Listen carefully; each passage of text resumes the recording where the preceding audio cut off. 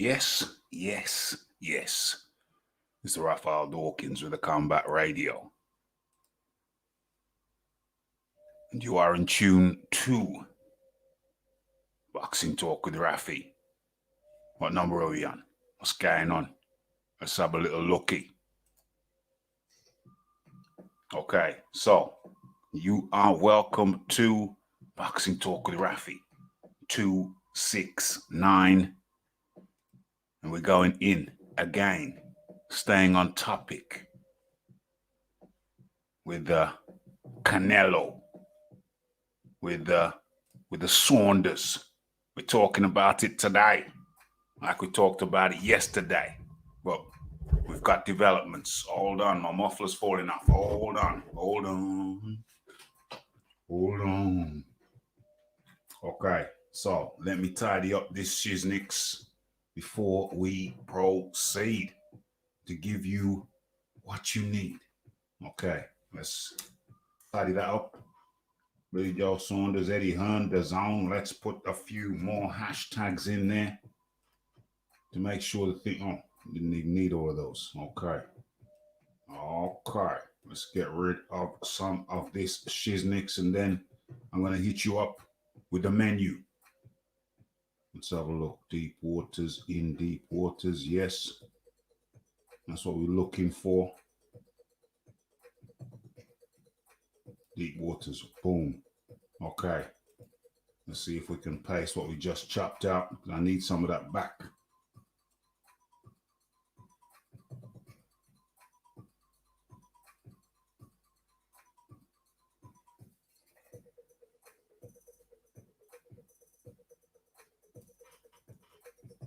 Okay, looking good. Okay, so let's show that, save that, and show that.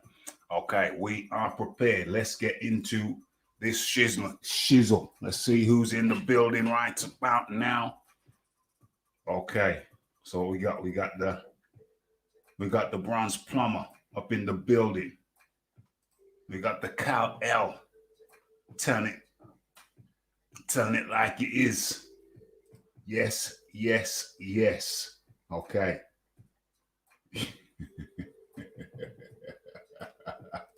oh there. The bronze plumber with his linguistics. No, all the good punctual people plus Rafi. What the hell's happened to my bell? Okay, that's much better. Okay. Rafi imports his beef from Mexico. Okay, the James Jameson is up in here on his what's it called? What is it? Nesbit. Rob Nesbit. I remember him well. Okay, so let's Rab C. Nesbit in the building. Okay. Okay, let's go. Let's get into this. The forecast. Oh yeah. The forecast for the fight in Texas is sunny with a chance of Gypsy magic in the air. Well, it's interesting that you say that. It's interesting that you say that because that is our starting point. No Gypsy magic can save you. Nothing can save you. Okay. Just finished watching Canelo v. Khan. Took 3 rounds for Khan's legs to go. And Canelo just kept on targeting the body. Radiology up in the building. Okay, no one likes till it starts. James Jameson trying to whip up a mutiny on the bounty. OMG. Okay. Quaver's crisps are tougher than Khan's chin. OMG. Dang. What else we got here? Isn't lateness one of the deadly sins? Well, you have to take care of the priorities. And at that moment, it was deadly important that Rafi consume the right amount of protein in the form of animal flesh. OMG. What's going on here? Lisa Bayliss up in the building. Okay, are you ready to go? Excellent. Everybody should be sitting or standing comfortably. Okay, so let's get into this shiznix. We're 5 minutes in. So where do we begin? It's always one of them, isn't it? It's where do we begin? Well, I think I know exactly where we're gonna begin. It's kind of funny. Hold on. Let me do a double. Let me do something quite unusual. But don't be alarmed. Okay, let me get that round there, and let me get this round here. And let's start the screen sharing. Okay. First things first. Boom. Boom. Boom. Okay. Uh-oh. Boom. Right, so we got that there. And then what else do I want? Okay, now we're cooking on gas. All right, cool. Let's have a look. Okay, that'll do nicely. Uh-oh. Okay, that'll do nicely. So, let's get to the sound. Let's get to our first sound bite. And, okay. Uh-oh, shizzle my nizzle. Volume way too low. Dang, let's go for the alternative. We always need to have alternatives. Where's the alternative for that? Boom, boom. No, there ain't no alternative. Okay, we're going to have to go with this. We're going to have to drop the music and turn the volume up crazy high. Let's stop that, drop that out. And let's get the volume way high. Because this ain't gonna cut it. Okay, let's see if we can work with that. Let's go. There's a lot of gypsy magic in this fight as well. You know, there's a spell being cast. So, you know, we're definitely going to see something special. Thank you, Tom. Sal, this is a huge fight, of course. Can't just leave it like that. Come on, talk up. There's a lot of gypsy magic in this fight as well.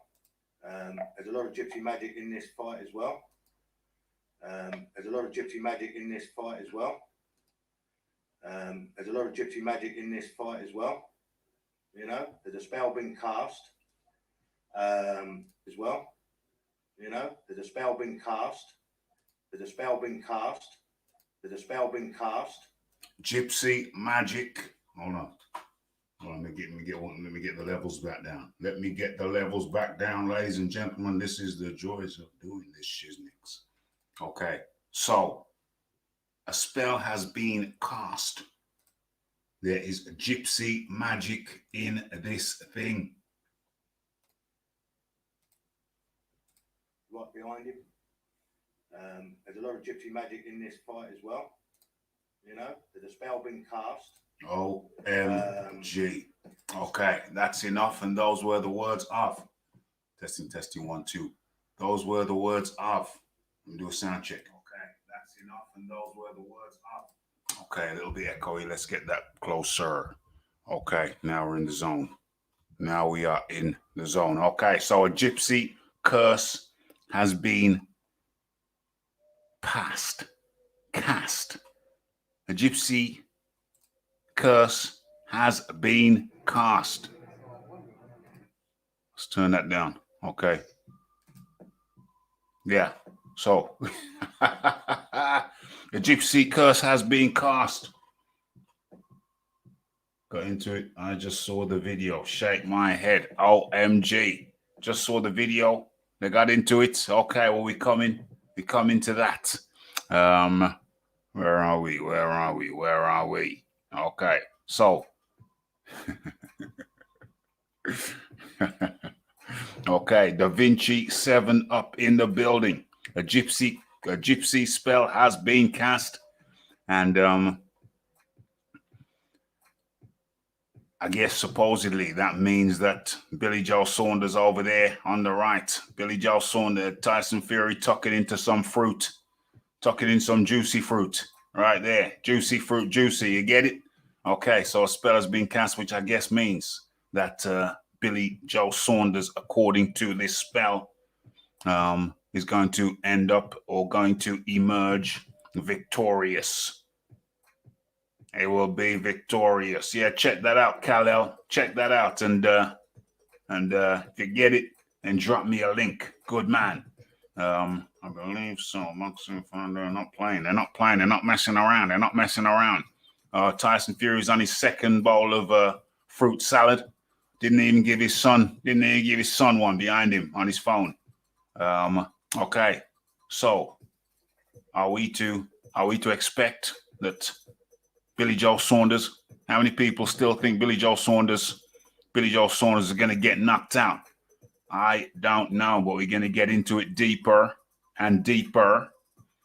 What are we saying now? Okay, so that was the first thing that we had to address. The Gypsy spell has been cast. Okay, so that's first thing. First things first. Premonitions. That was the name of a club that got shut down amidst, oh my Lord, amidst some controversy. Where is this? Let's go again. Okay, where is it? Okay, so that's the first thing. So I think we can get rid of that. The Gypsy curse has been passed. So I think we can drop that now, or maybe just keep that for later. And let's go. Where are we going now? Let's go over to Twitter. And let me share my screen with you. Let's stop sharing that and start sharing this. Okay, so let's go to likes. Let's go to likes. Okay. Oh, okay, I like that. Yeah. Oh. What's going on here? Is this gonna be some copyright shiznicks? Let's get this thing enlarged. Let me see if you can see what I can see.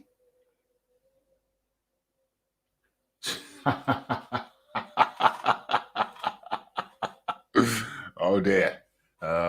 Shouldn't we say testes? I think we should say testes rather than whatever. Shout out to the Anthony Joshua cheerleading contingent. OMG, cheerleading. We'll barely talk about the fella around here, my friend. I mean, you guys are always talking about Wilder and bringing these things into it, but hey, appreciate the support nonetheless.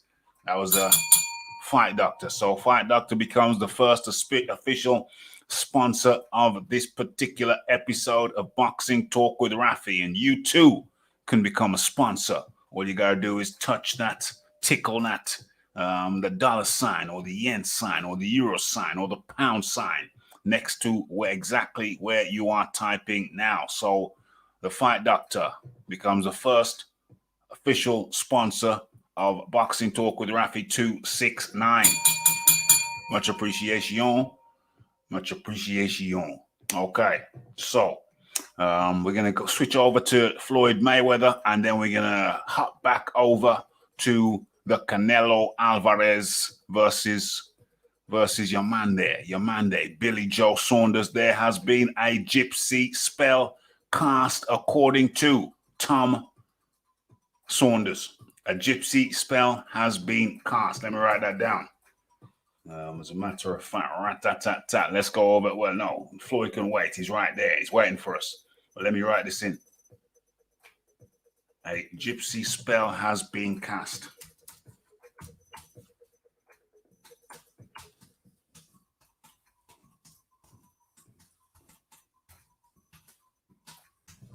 Gypsy spell has, holy head shizzle, my nizzle, has been. A Gypsy spell has been cast on the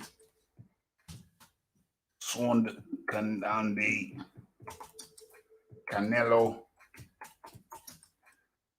versus Saunders. BJ Saunders. Let's get BJ in there so you know exactly what we're talking about. BJ Saunders. Okay. There we go. A gypsy spell has been cast on the Canelo versus BJ Saunders Saunders fight.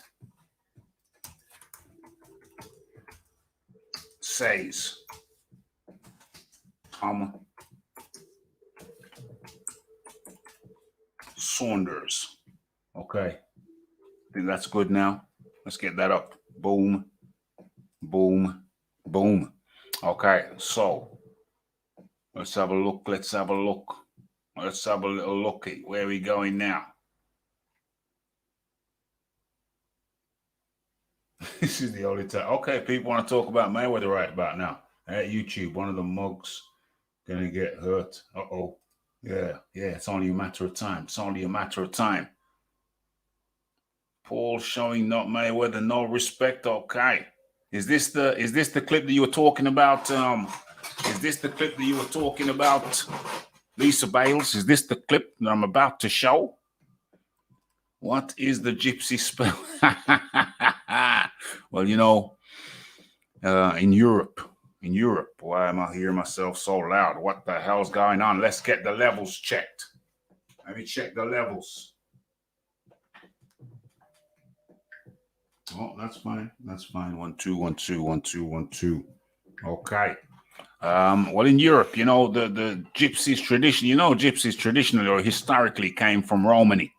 They came from Romany, or they came from India. But they didn't fit in, and they moved around. They were nomadic, and then eventually they left India, and they traveled, and many landed in Romania. And they kept on traveling. Now, there's a dispute whether the Romanian gypsies, who were originally Indian from Asia, South Asia, from the country of India. Now, it is said that they are the original gypsies, but I guess gypsies could come from anywhere. So did the Indian gypsies make their way to Ireland? Is that why many of them have black hair? I don't know. But either way, it is said that gypsies, they have a reputation in Europe for reading palms, using crystal balls, you know, that kind of stuff. And so, you know, allegedly, you know, if you get to the right gypsy lady, she can concoct a spell on a person or a thing. Now, it's been alleged by Tom Saunders that a gypsy spell has been cast over the fight, meaning that Saunders will win if the gypsy spell works. So now we have to think about the gypsy spell. Is the gypsy spell going to work? They're also known for laying down driveways, as well as some of the ladies selling lucky clothes. Okay, so how many rounds is the Floyd Mayweather thing? How many rounds would that be? That's an interesting question. We can have a look at that. I personally don't know. I haven't even had a look. This just popped up in my notifications. Okay, so yeah, I may as well get to this now, but I'm going to get to it later because it's something I keep on forgetting to say. The British Boxing Board of Control, Rule 3.4, ring size will be no less than 16 feet and no greater than 20 feet. Billy Ho Saunders has fought in a 20-foot ring his entire career. So where did he get the 24 foot from? This is kind of bad for Billy. It looks kind of bad for Billy. Where did he get this notion of a 24 foot from? Well, we're going to come back to that. Okay. But in the meantime, first things first, let's head on over to Las Vegas. And let's see about the antics. Lisa Bayliss, is this the piece that you were talking about earlier on? Let me scroll down, see if you responded. There's Lisa. Lisa, is this the clip? Is this the clip here that you were talking about? She may have responded earlier on. Let me go. Let me scroll up and have a little looky. Where is that? Boxing. Okay. All right. So, yes. Okay. Excellent. Okay. So, okay. Let's get into it straight away. I hope Kal-El is here. Oh, Kal-El's put something else up. Let's have a look at Kal-El's. Let's have a look at the thing that Kal-El put up. Where is that? Boom. Okay. Let me have a look at this. Open in new tab. Oh, you got some extra stuff. You got some extra stuff as well. Okay. All right. So, yeah. We're gonna do these two clips that we got. Okay, this is good. Thank you, Kal-El. All right, first things first, let's get into this.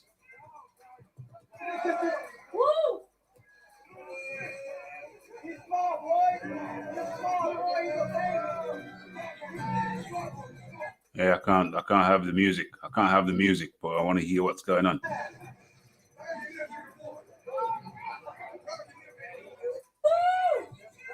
What is this?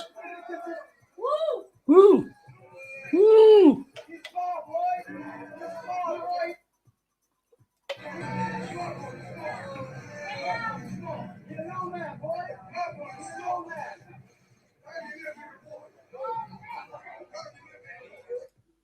Okay.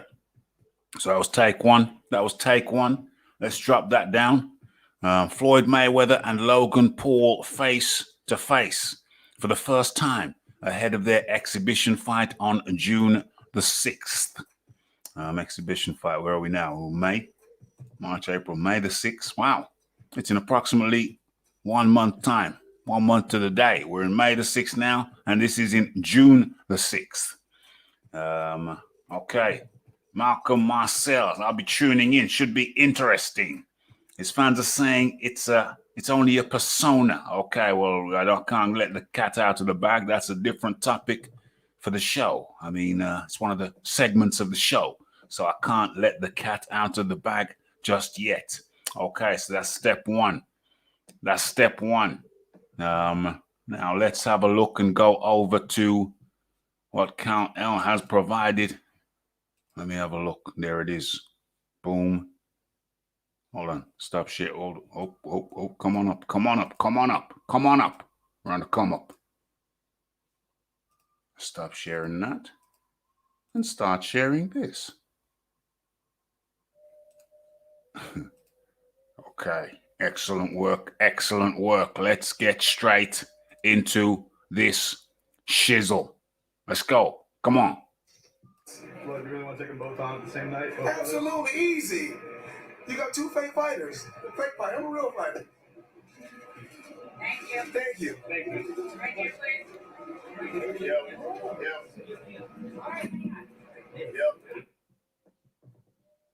Okay.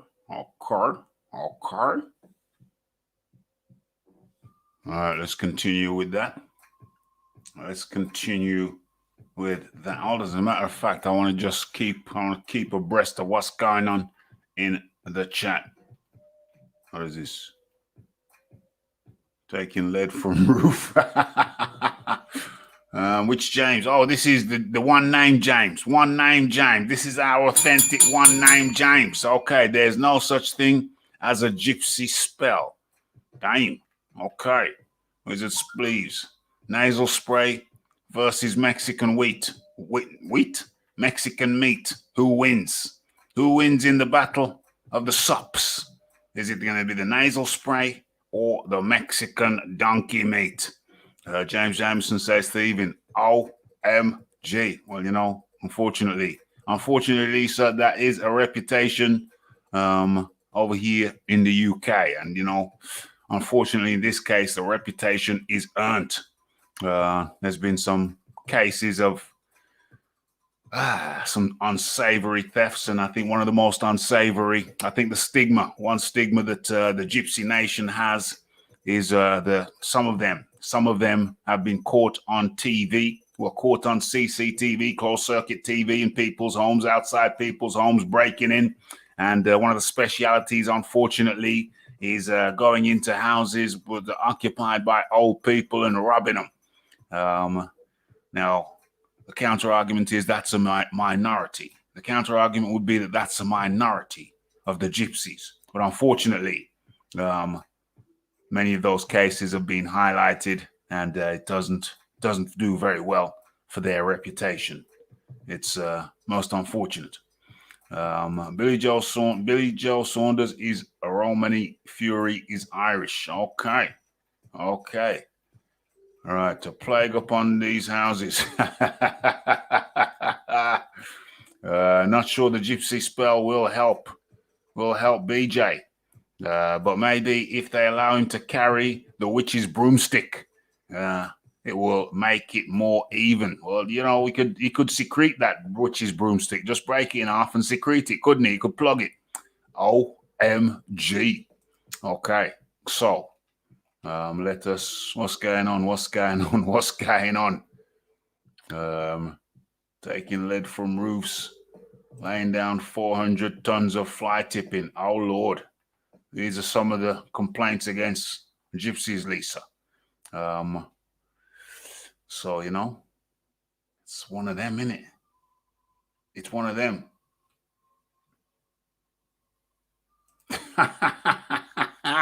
Laying down doing bad tarmacking jobs, 2 millimeter of tar. OMG. 20 foot, is that 20 foot inside the ring? 20 foot inside the ring. 20 foot inside the ropes. Okay. 2 millimeters of tar. OMG. Where we at? Okay, I got that from Kal-El. Much appreciated, Kal-El. We're looking at that in a second. Okay, so let's crack on. I'll come back to these comments in a second. Let's have a look.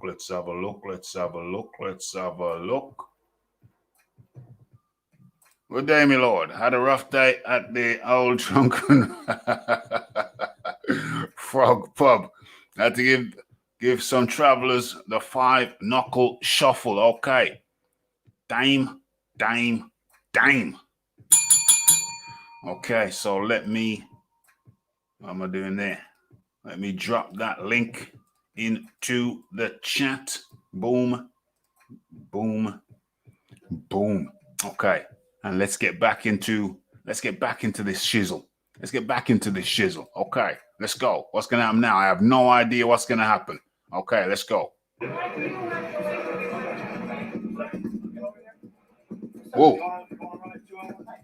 Whoa. Okay. So who's this? This isn't Jake. Jake. This is Jake. The other one's Jake and Logan. I don't know which is which. Anyway, this is the other one. Okay. This is the one that knocked out Ben Askren. That's Logan. This is Jake. That's Jake then. Okay, so Jake comes in on the scene. It looks like Shizzle is about to get disrespectful. Let's go. Who has got the bad audio down there? Some damn imbecile's got some bad audio. You can hear is like tapping like Morse code. Jake Paul. This is Jake Paul. Jake Paul just asked, well, what do you want to do? You want to do 2 in one night? You want to do 2 in one night? Absolutely. Let's do it. Let's make it happen. Yes, sir. Give me paperwork for this ball. Absolutely. I'm on home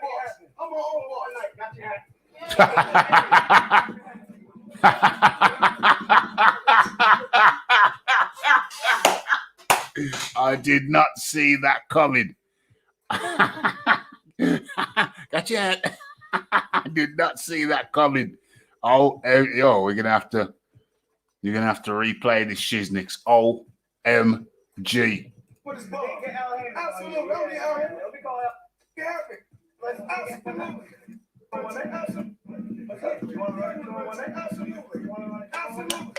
Absolutely. Absolutely. Let's do it. Let's make it happen. Let's make it happen. Yes, sir. Get the paperwork for this ball. Absolutely. Don't get out. I'm a home boss. I'm a home boss. Oh dear. Yo, these guys are comedians because I really didn't see that coming. I really didn't see that coming. Okay. Let's just continue. This is hilarious shizzle. This is the Logan Paul, the Floyd Mayweather. What was it? Press thing? Press thing. Something like that. Rat-tat-tat-tat. What is it? Floyd Mayweather and Logan Paul face to face. This is their face to face. For the first time ahead of their exhibition fight on June the 6th. Let us continue. Okay. So now the hat has gone. OMG. Now, ooh. Dame. Dame. Dame.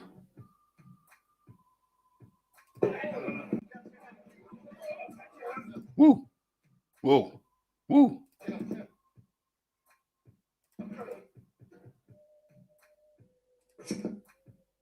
Dame.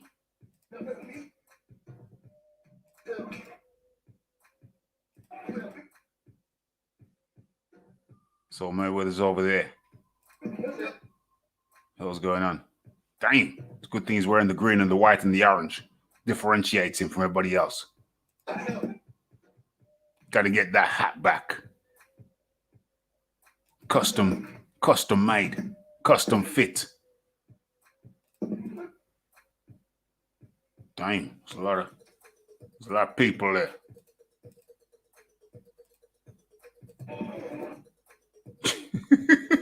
How many people does it take to get one hat back? Dang.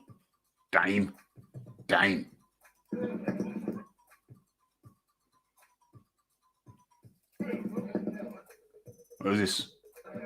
American football?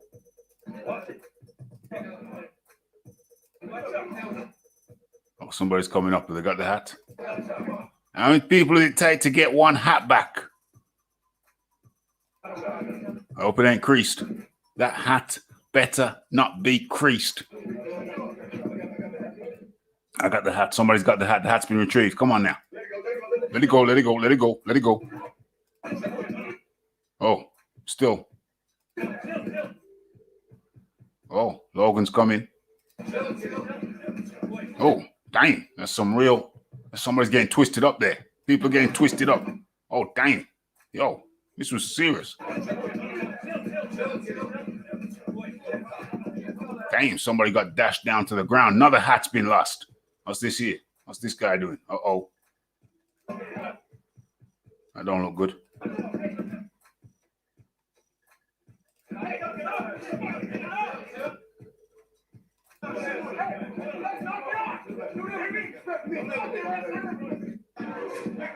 Whoa. This was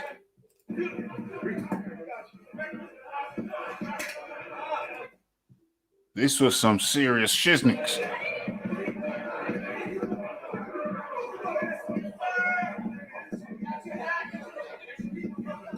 Oh, he still got the hat?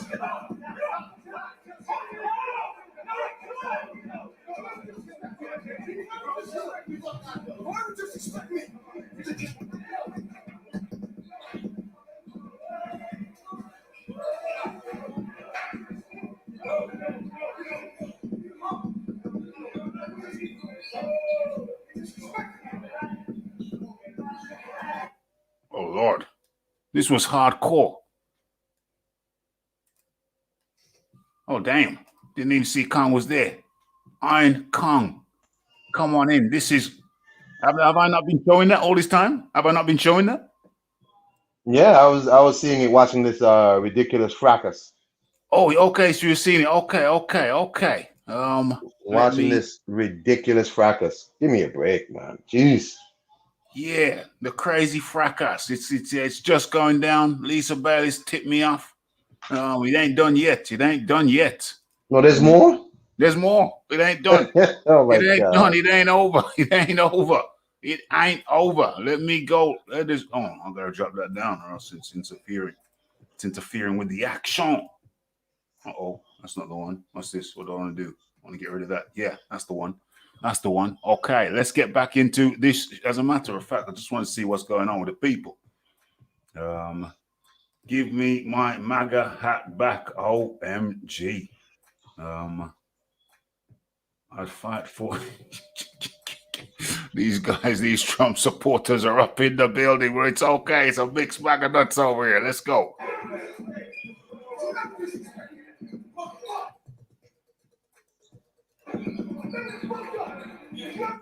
Damn.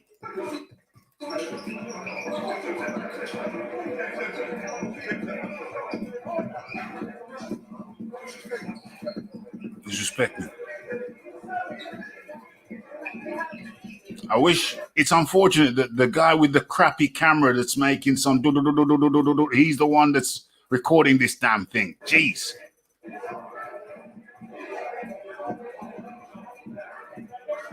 Now it's out of focus. Now it's out of focus, damn it. Who the hell is that? Let's go back a bit. Damn, out of focus.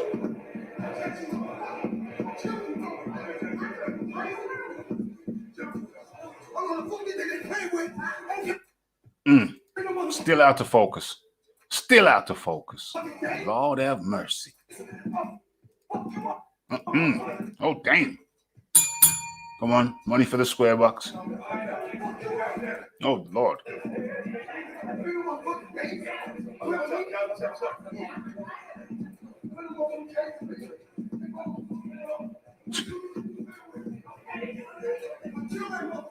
Oh, Lord. Oh, Lord. Damn. Oh, my gosh. OMG. OMG. Damn. Logan Paul comes in. He's not even fighting. No, this is Jake Paul. 2 in 1 night. 2 in 1 night. Absolutely. Let's do it. Let's make it happen. Let's make it happen. Yes, sir. Get the paperwork for this ball. Absolutely. I'm the Al Henry. I'm my own boss. I'm my own boss. Uh-oh. Okay. Whew. Rafi, Fight Type has a much better video and you see more. Where's the link? Where's the link? Give me the link. Come on, Jeffrey DeRozan. How you doing, my friend? How you doing? Better video and you see more. Well, I'll probably finish off the show with that one, or probably splice it in the middle. Something like that. Something like that. Okay. What is this? Jake has a black eye in the well, yeah, I'll get into that. Get into that later. But I think that's thanks for the tip off. We'll have a look at that later. Iron Kong up in the building. Iron Kong, madness. It's madness over there at the. Yeah, man. I hope Floyd gets the attention that he so sorely needs all the time. I hope he gets what he wants out of this. You know, get some views, make some money, because I mean, all of this. To fight a YouTuber? Really? It's crazy. I wish I could see the expression change because everybody's laughing there. They need a second to register that the king's hat has been taken. It's been taken. It's been took. So I need a second to purple suit. Yeah, that's peach. It's what's pinky. Hey, that's Leonard Ellaby. That's Leonard Ellaby. He can wear, and you haven't noticed the rose spectacles? You haven't noticed the rose spectacles? Come on now. Come on now. Okay, so that's the Floyd Mayweather shizzle. I'll leave you to debate that, discuss that. But right now we're dropping that down. We're coming out of that. A gypsy spell has been cast on the fight. That's the first thing we're dealing with, Iron Kong. A gypsy spell has been cast on the fight. allegedly, according to Tom Saunders, the father of Billy It might Joe. not work. It might not work. Canelo seems to be more Irish than Billy Joe. I don't know if he's an Irish traveler or whatever. Because Canelo is like super white, super ginger. Yes. So he might have more Irish in him or whatever, Scottish in him than all them people. Yeah, it looks very Celtic. Very Celtic. Might not work. So I don't care what special spell they cast and all this whatever. Yeah. There's a beating coming on Saturday. Most certainly is. There's a beating. Saul knows what he needs to do. Mm. I think Saul knows enough to go in there and get it done. I think so. I don't think the spell. What's this here? I don't think the spell is going to work somehow. But that's exhibit A that I played earlier on. As a matter of fact, let's have that. Let's have something displaying in the background while we go for exhibit B. I don't think that guy's related to Tyson Fury. Ain't no way. Related? I don't think it's that guy Tommy Fury is not Tyson Fury's brother. I don't think they don't even look alike. They don't even look alike. They're not even the same race. They don't look the same. They don't. I think Tommy. Somebody told me I haven't. Oh, here comes Tommy. Here comes Tommy Fury. I mean Tommy Saunders. Look at that guy. Look at this guy. Yeah, he's coming in now. The return of the Mac. Just woke up. Look at him. Just woke up. Rubbing his eyes. Roll out the bed. Roll out the bed. Giving Tommy the handshake. But Tommy apparently Tommy's hold on, got this wrong. Yeah, apparently Tommy's mother is a Maltese, and they're dark-skinned people. They don't. Him and Tyson don't have the same mother. No, they don't have. Well, that explains. That's why he looks like that. Okay. Yeah. Okay. So the Maltese people. Okay. They originate. I think there was an Arab influx into Malta. Well, I know there was. Yeah, of course. It's in the Mediterranean. Yeah. Around that area. So those people are usually more darker skinned people. I get it. Okay. Because I was saying ain't no way this guy is related to Tyson Fury. He looks like people from that area. So you've just told me I was right. Okay, cool. Yeah. All right. Got it now. 100. So what's going on here? Actual facts. Yo, what's up, Rafi and Kong? Yo, what's up, actual facts? Links up in there if you want to get up in here. What's up, Santos? Yeah, Santos. Saunders never left his room till Tyson showed. He's right. That's funny. He's right. Tyson shows up all of a sudden. He's Mr. Brave now, heckling people and all this. Braveheart. Tyson gives him a little backbone. Braveheart.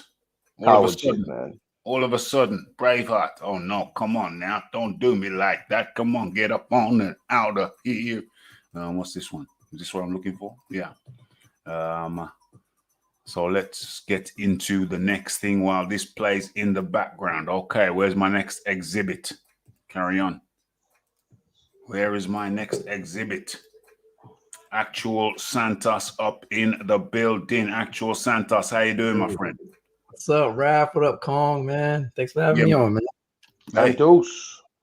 What's up, my brothers? Santos up in the building. Yeah. Good to have you, my friend. Good to have you. Hey, thanks. Good to be on. Yeah, man. Always. So there's a spell cast apparently, according to Tom Saunders, and I'm looking for the second exhibit. There's he's coming. Here he comes in the red blouse. There we are. Just rubbing his face, rubbing his eye. I hope he at least showered. Look at this guy. Well, I mean, But when you shower, you don't rub your face like that. I'm sorry. I'm just saying the obvious. I mean, Rafi, they cast a gypsy spell, but that can easily be reversed. Canelo can, hire some Santeria in Mexico real fast.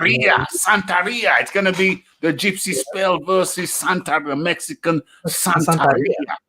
You know what I'm saying? That could be reversed. Get a bruja. Get a brouhaha to work for him.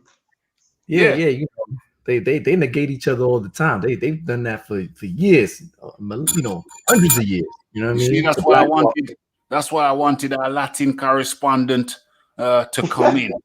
You see, Santa, so without our Latin correspondent, we wouldn't have known about the reversal. They're going to use the Santa Maria to well, the Santa. You explain what's that term you just used? Well, Santeria is pretty much, you know, pretty much witchcraft. when, Witchcraft. witchcraft of, you know, mixed in with Catholic saints and you know. Did it come from Africa? Did it come from Africa? From Africa, you know, the Africans, you know, mixed in with the Catholic Spain and stuff like that. And I know about that. I know about that. It's big in Cuba. Yeah, big in Cuba. All over the Caribbean. All over the Caribbean it is big. All over the Caribbean. Lord have mercy. So I want to tell you that, you know, they got it all over the islands. So all over the islands. Damn. Puerto Rico, Costa Rica, all of them places. All of them places. This thing is, you know, call it voodoo, Santeria, saying, you know, same. Santeria, you know, whatever you want to call it. Some call it obia. Yeah. Yeah, it's different names for it, my friend. Different names for it. So let's do this thing at half speed while I go for the next exhibit. Okay, let that play. That's been flowing me because I thought it was longer than it was, and I'm looking for something and I can't find it. But now that I've slowed it down, okay, we're done with that. We dealt with the Floyd thing. Oh, shizzle my nizzle. I've just landed on exactly what I was looking for. Okay. Let's get into this shiznix. Oh, damn. Well, let's put that on pause. Actually, leave that going. Leave that going. Leave that going. As a matter of fact, I've got a better idea than that. If we do this, yeah, that's better. That's better. Okay. So now this will allow me to play this soundbite. Let's go. Let's see if we can hear it. To say this is the fight we want, nothing else. Oh, let's get the volume right. And I feel like you're of the same mindset, you guys. Yeah, and I can't wait to get the big tosser in the ring, give him a good idea, and prove to the world what a fake he is. There's only one dominant heavyweight champion. He goes by the name of the Gypsy King, undefeated, indestructible, unbeatable. Never will lose a fight in the history of this sport ever. Will retire with the crown. All right, let me take that back because we got some disturbance. Prove to the world what a fake Fight we want. I speak, you know, never speak on his behalf, but we speak on the side of AJ to say this is the fight we want, nothing else. And I feel like you're of the same mindset, you guys. Yeah, and I can't wait to get the big tosser in the ring, give him a good idea, and prove to the world what a fake he is. And that there's only one dominant heavyweight champion. He goes by the name of the Gypsy King, undefeated, indestructible, unbeatable. Never will lose a fight in the history of this sport ever. Will retire with the crown. I'm not lucky, I'm blessed. You think this is an easy fight? Woo! Woo! Did you hear that talk? Did you hear that talk? Let me go over that again. Let's just give that a quick go once over again. Listen to the talk. Listen to the talk. Nothing else. And I feel like you're of the same mindset, you guys. Yeah, and I can't wait to get the big tosser in the ring, give him a good idea, and prove to the world what a fake he is. And that there's only one dominant heavyweight champion. He goes by the name of the Gypsy King, undefeated, indestructible, unbeatable. Never will lose a fight in the history of this sport ever. Will retire with the crown. I'm not lucky, I'm blessed. You think this is an easy fight? 100%. 100%. I cannot be beat by a fighter. Normal fighting man cannot beat the Gypsy King. The only person who can ever beat the Gypsy King is me, Tyson Fury. Wow. A normal fighting man cannot beat the Gypsy King. The only man that can beat the Gypsy King is Tyson Fury. So let's digest that. Let's digest that. A normal fighting man cannot beat the Gypsy King. The only person who can beat the Gypsy King is what? Say it again. 100%. 100%. I cannot be beat by a fighter. Normal fighting man cannot beat the Gypsy King. The only person who can ever beat the Gypsy King is me, Tyson Fury. And I would. Oh, the only man who could beat the Gypsy King is Tyson Fury. People, there's a reason I'm doing this. Now, I need to write this down because there's a reason. I think there's a twist in the tail. Bear with me. I need to write this down. The only man. only man who can beat Tyson Fury, who can beat the Gypsy King, because I think he messes himself up in a second, but hold on. Who can beat, hold on. Who can beat the Gypsy King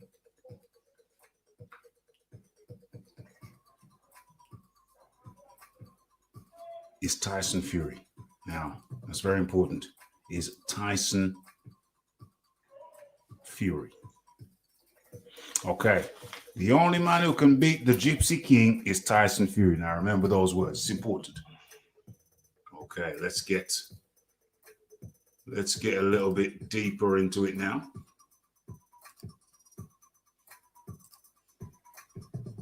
Would be that motherfucker's down. A normal fighting man cannot beat the Gypsy King. The only person who can ever beat the Gypsy King is me, Tyson Fury. And I would be... The only person who can beat the Gypsy King is me, Tyson Fury. Remember those words. That motherfucker's downfall. But the Gypsy King is indestructible. Never ever had problems. Never. Okay. The only person who can beat the Gypsy King is me, Tyson Fury. All right. That's one. Two. Now listen very carefully. Listen very carefully to what he's saying here now.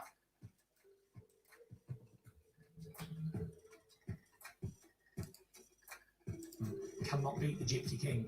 The only person who can ever beat the Gypsy King is me, Tyson Fury. And I would be that motherfucker's downfall. But the Gypsy King is indestructible. Never ever. Fury. And I would be that motherfucker's Gypsy King. The only person who can ever beat the Gypsy King is me, Tyson Fury. And I would be that motherfucker's downfall. But the Gypsy King is indestructible. Never ever had problems. Never had mental health struggles. Never had anything. Okay. Yeah. So he's saying he's self-destructive. Hold on. I'm going to play it again because it takes a few seconds to unravel it. But yeah. You hear it. You hear what I heard. Hold on. Who can ever beat the Gypsy King is me. A normal fighting man cannot beat the Gypsy King. The only person who can ever beat the Gypsy King is me, Tyson Fury. And I would be that motherfucker's downfall. But the Gypsy King is indestructible. Never ever had problems. Never had mental health struggles. Never had anything. Tyson Fury is a flawed character. I don't know if you was able to keep up with that. But the Gypsy King is the only man who can beat the Gypsy King is me, Tyson Fury. The only man that can beat the Gypsy King is Tyson Fury. Hold on. It ain't over. Oh, what's going on here? I'm spinning plates over here, folks. I'm spinning plates. Okay. All right. So, okay. Let's continue. This is important. Never will lose a fight in the history of this sport, ever. Will retire with the crown. Indestructible, unbeatable. The world, what a fake he is. But you have the same mindset, you guys. Yeah, I can't wait to get the big dosser in the ring, give him a good hiding, and prove to the world what a fake he is. And that there's only one dominant heavyweight champion. He goes by the name of the Gypsy King. Undefeated, indestructible, unbeatable. Never will lose a fight in the history of this sport, ever. Will retire with the crown. I'm not lucky and blessed. Do you think this is an easy fight? 100%. 100%. I cannot be beat by a fighter. A normal fighting man cannot beat the Gypsy King. The only person who can ever beat the Gypsy King is me, Tyson Fury. And I would be that motherfucker's downfall.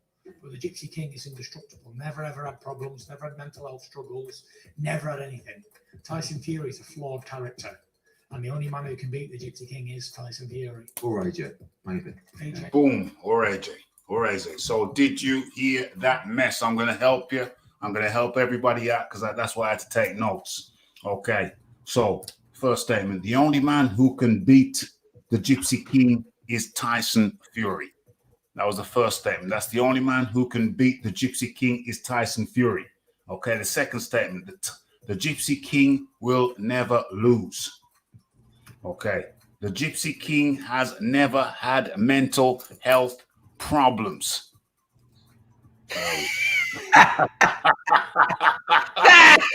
Yo, but there's about 10 contradictions. I'm trying to count the contradictions and I can't do it because there are so many contradictions in that one statement that it's mind-boggling. I think you need to study the damn tape to count how many contradictions the man managed to fit into what the hell? That was like 4 contradictions in like 3 seconds. Oh my Lord. I can't count them. I can't keep up. I can't keep up. Germany, America, wherever it may go back to. Yes, May I just add, yes, you know, Darren, and, yes. I did something, or if not one of the best middleweights of all times, gonna win. We go there and we fuck us, yeah. Okay. And prove to the world what fake he is. And I feel like you're of the same mindset, you guys. Yeah, and I can't wait to get the big tosser in the ring, give him a good hiding, and prove to the world what fake he is. And that there's only one dominant heavyweight champion. He goes by the name of the Gypsy King, undefeated, indestructible, unbeatable. Never will lose a fight in the history of this sport ever. Will retire with the crown. I'm not lucky, I'm blessed. You think this is an easy fight? 100%. 100%. I cannot be beat by a fighter. Normal fighting man cannot beat the Gypsy King. The only person who can ever beat the Gypsy King is me, Tyson Fury. And I would be that motherfucker's downfall. But the Gypsy King is indestructible. Never ever had problems, never had mental health struggles, never had anything. Tyson Fury is a flawed character. And the only man who can beat the Gypsy King is Tyson Fury. Or AJ? Who's that Spanish guy with an example of fine example, grade A example of the Tyson Fury double speak. Who wants to, Santos, you're chomping at the bit. Let's go. Let's go. Let's go. Who's that Spanish guy waving? I can't see no Spanish guy. Who's the Spanish guy? I was talking about Huey Fury because y'all was commented he looks Spanish. He does look Spanish. He looks like he's from straight out of Andalusia or something like that. Oh, you mean in the thing right there? I get you. In the Versace, in the Versace. Oh yeah, that's the. Well, in the Versace, that's Billy Joe, right? Yeah, Billy Joe. So who was you talking about? I'm talking about Huey Fury. He looked that you guys are saying he does look Spanish now that I think. Tommy Fury. Tommy Fury. Yeah. Oh, Tommy Fury. Yeah. Tommy. Yeah. He looks like he's from southern Spain, you know, Andalusia. Yeah. Or something like that. Yeah. Well, he's quite close. He's Malta. So you know. Malta. Oh yeah. They had a lot of African, Arab people immigrated to places like Malta, so they tend to be dark-skinned people. Yeah. Dark-skinned people. Before the Norman invasion, of course. Yeah. Yes. Long time back. But where are we? Let's get this thing going.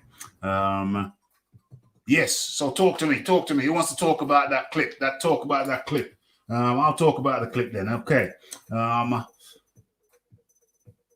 The only man who can beat Tyson Fury is the Gypsy King. The Gypsy King is indestructible. Nobody can beat the Gypsy King. The Gypsy King has never had mental health issues. The Gypsy King, only Tyson Fury can beat the Gypsy King. So the Gypsy King's never had mental health issues. He's unbeatable, unfathomable, untraceable, all of that good stuff. But yet Tyson Fury can beat him. Tyson Fury, the guy who's flappable, who's had all of those issues that he said the Gypsy King never can have. What the hell is going on? Can somebody riddle me that? Can somebody riddle me that? I think I think he's he's very extremely overconfident, right? I think he's kind of full of himself, as we know, right? Mm-hmm.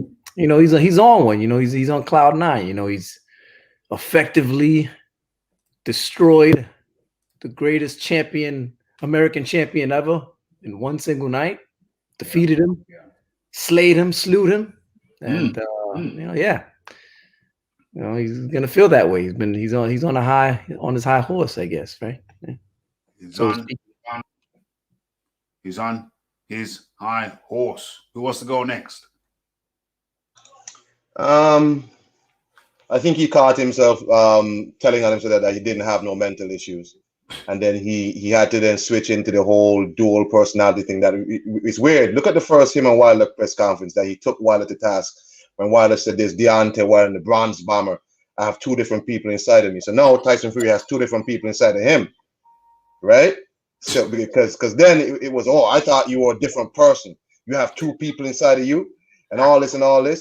All Wilder said was, "I call on my ancestors to help me," which is of course an African belief ways. Wilder tends to go back and forth between his Christian ways, and he's trying to learn more about his African ways, right?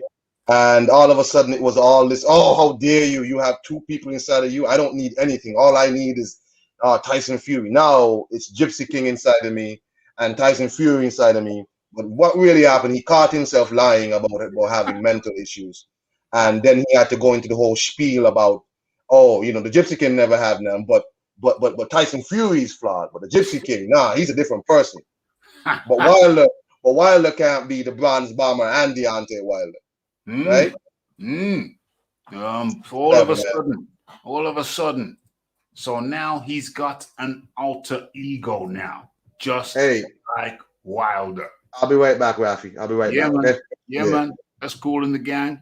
The Fight Doctor. Introduce yourself to the people, please. Fight Doctor's in the house on Rick James status as always. OMJ. Come on. What's up, Doc? How you doing, man? I'm doing well. Shout out to the actual facts. Shout out to Kong. Shout out to Mr. Dawkins. Yeah, well. Okay. Lead out, man. Wherever you want to lead out, lead out. If I were Tyson Fury's next opponent, you know what I would do? I would make sure that a top shelf prostitute with top shelf cocaine showed up at his training camp at least twice a week. Because Tyson Fury is right in his assessment that the only person who can beat Tyson Fury is Tyson Fury. With that, I agree 100%. And knowing what his issues are, that's exactly what I would do. I would let him beat himself. If I were his opponent for his next fight. Uh-oh. So we lost him. The fight. I'm back. All right, you cut out. Come on with it. Yeah, but that's what I would do. I would have a top shelf prostitute show up to his training camp with top shelf cocaine twice a week. That's what I would do. Who are we talking about? Tyson Fury. Why would you do that? Because listen, I agree with Tyson Fury's assessment when he says that the only person who can beat Tyson Fury is Tyson Fury. I agree. You never said that. You said the only person that could beat the Gypsy King is Tyson Fury. Well, however you want to word it, the only person who can beat the Gypsy King is Tyson Fury, or the only person who can beat Tyson Fury. Who are you sending this lady to? Tyson Fury or the Gypsy King? Maybe he meant. I would send the prostitute to whoever wants the cocaine and the prostitute. So be it Tyson Fury or be it the Gypsy King or whomever, or whoever other personality he may have, whichever one, whoever answers the door. That's who I'm sending the prostitute to. Carry on, Santos. Luca, I think you have me all wrong. What I meant to say is, I beat off 7 times a day for myself, so that's the only one who could beat him. I meant to say beat him off 7 times a day. It's weird because I just posted up my response. I just posted up my Twitter response. Let me get it up again. This is a lot of button pressing. Holy hell. A lot of button pressing. Let's do this. Let's do this. Okay, and let's talk into the mic also, and let's get this thing copacetic. Bigger, stronger, faster. Okay. What the hell? Okay. Pressing too many buttons. Okay, so yeah. I'll be tuning in. His fans are saying it's only a persona. His fans are saying it's only a persona that he's trying to build a fight. He's intelligent, but sometimes he talks a lot of balooks. Okay, Balearics. Okay, damn. So he's got an alter ego now, just like Wilder. And it's right what Kong was saying. And Wilder said he's got this alter ego and says, well, you're not of me then. You're not of me. You're on the wrong track. You don't know what you're doing something else. Yeah, you're doing something else. You're not of me then. So you're not like me because there's only one of me. But now apparently Tyson Fury has developed an alter ego. He's developed an alter ego. So he's some kind of fake prophet that he said that Deontay, is he some kind of fake prophet that he said Deontay Wilder was? Has he caught himself in a lie? All of a sudden he's got an alter ego too. He's got an alter ego too. Same mindset, you guys. Yeah, I can't wait to get the big tosser in the ring, give him a good hiding, and prove to the world what fake he is. And that there's only one dominant heavyweight champion. He goes by the name of the Gypsy King, undefeated, indestructible, unbeatable. He never will lose a fight in the history of this sport ever. Will retire with the crown. I'm not lucky, I'm blessed. You think this is an easy fight? 100%. 100%. I cannot be beat by a fighter. Normal fighting man cannot beat the Gypsy King. The only person who can ever beat the Gypsy King is me, Tyson Fury. And I would be that motherfucker's downfall. But the Gypsy King is indestructible. Never ever had problems, never had mental health struggles, never had anything. Tyson Fury is a flawed character. And the only man who can beat the Gypsy King is Tyson Fury. All right, Jack. Boom, boom, boom. Can I play with madness? Not talking about you, Fight Doctor. I'm talking about the Gypsy King in this instance. It's crazy, man. It's crazy, yo. Shizzle is crazy, yo. It's mad. Okay. Problem with Tyson Fury? What's that?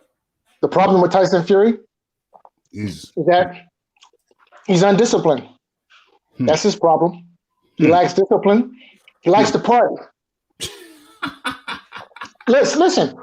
There are some people who are what you would call a cool breeze, right?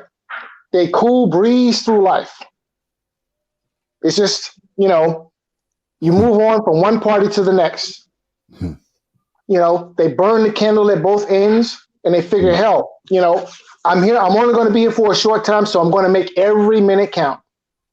And I suspect Tyson Fury is that type of person. He's a cool breeze.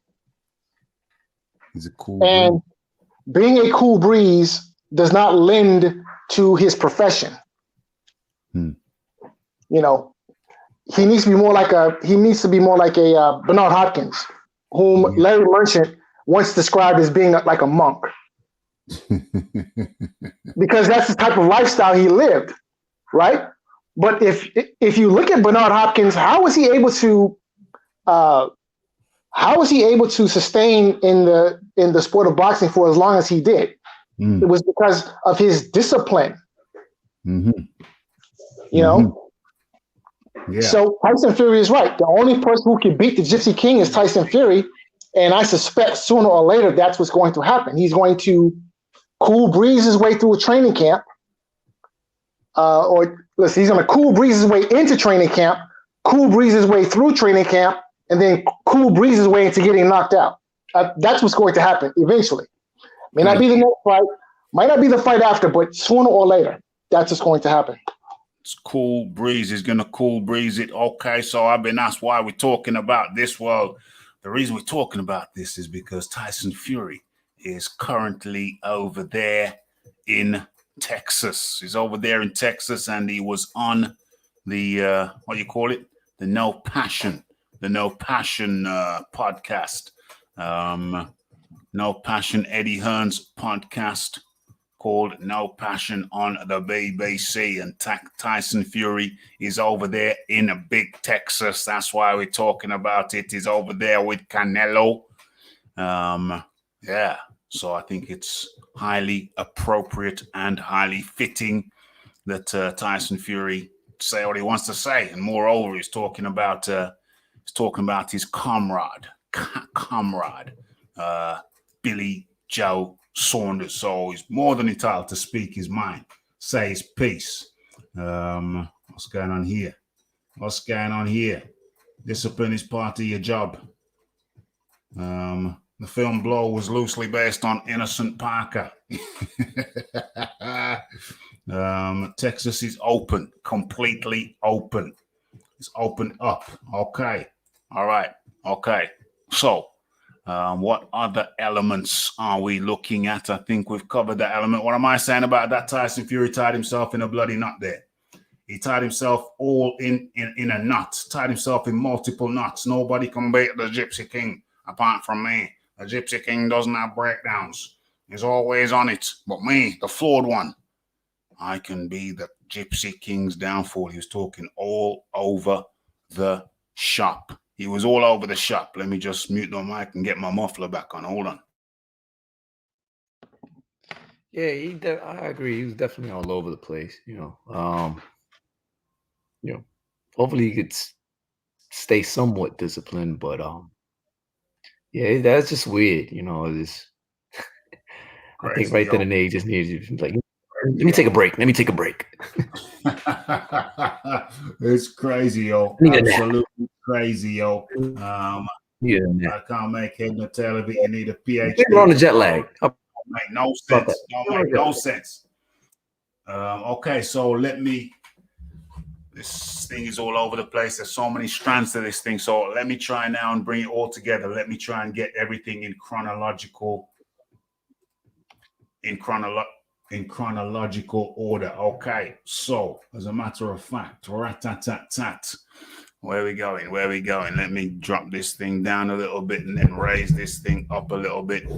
Oops. Okay, so so how is the fight back on? Let's get back into it. And what we're sharing. Okay, let's share that. Let's share that. Where is it? Is it there? Nope. Come out of that. Let's start sharing. Yeah, let's have that up there. Okay, so, let's get this into perspective.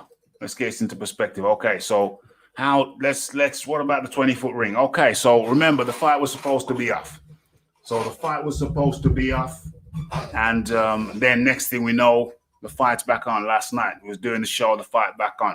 Okay, so what was the difference? Well, okay, so the British Boxing Board of Control, their regulations are that a ring must be no less than 16 feet and no greater than 20. So Billy Joe has never fought in a ring greater than 20 feet. Now, you will all remember yesterday, Billy Joe Saunders saying they tried to do me. I was supposed to have a ring of 24 feet and they've reduced it to 18 and then brought it up to 20. Well, the geezer has never fought in a ring greater than 20 feet. So what the hell was that all about? That's kind of poppycock. That's kind of nonsense. Hey, Santos, come in. Yeah, I mean, I had posed that question the other day to Boxing Librarian. Shout out to him. He's never fought. It was a rhetorical question, of course, but he's never fought in a 20-foot ring. So what makes it so different now that you want a ring that that's as big as a bull ring? You know what I mean? It's his ring size demand now. He wants to be a 24-foot ring. What are you gonna do? You're gonna be a matador in there? You know what I mean? Avoid everything. Have a red cape in there too. You know what I mean? What are you gonna do? It's crazy.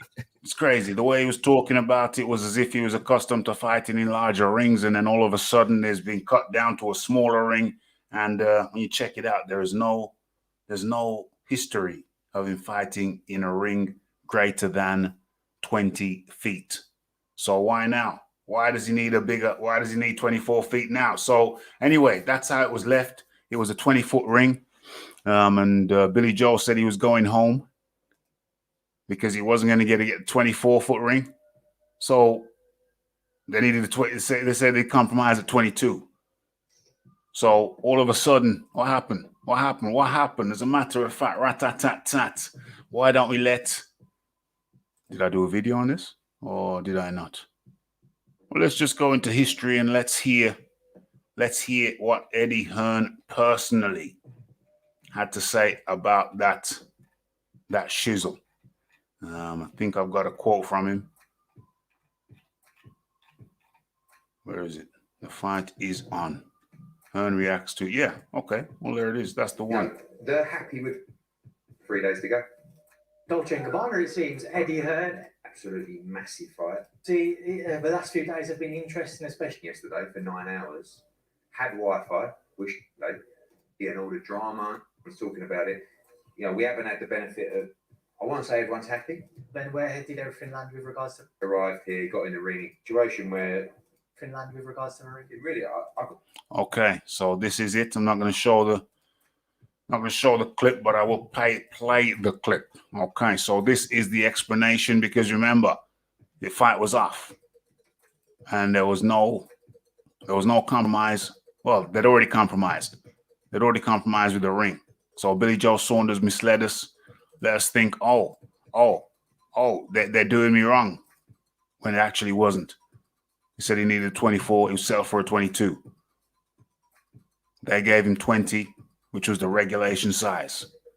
And he's crying. Billy Joe's crying, trying to give the impression that they're shutting him down, putting him in a smaller ring than he's accustomed to.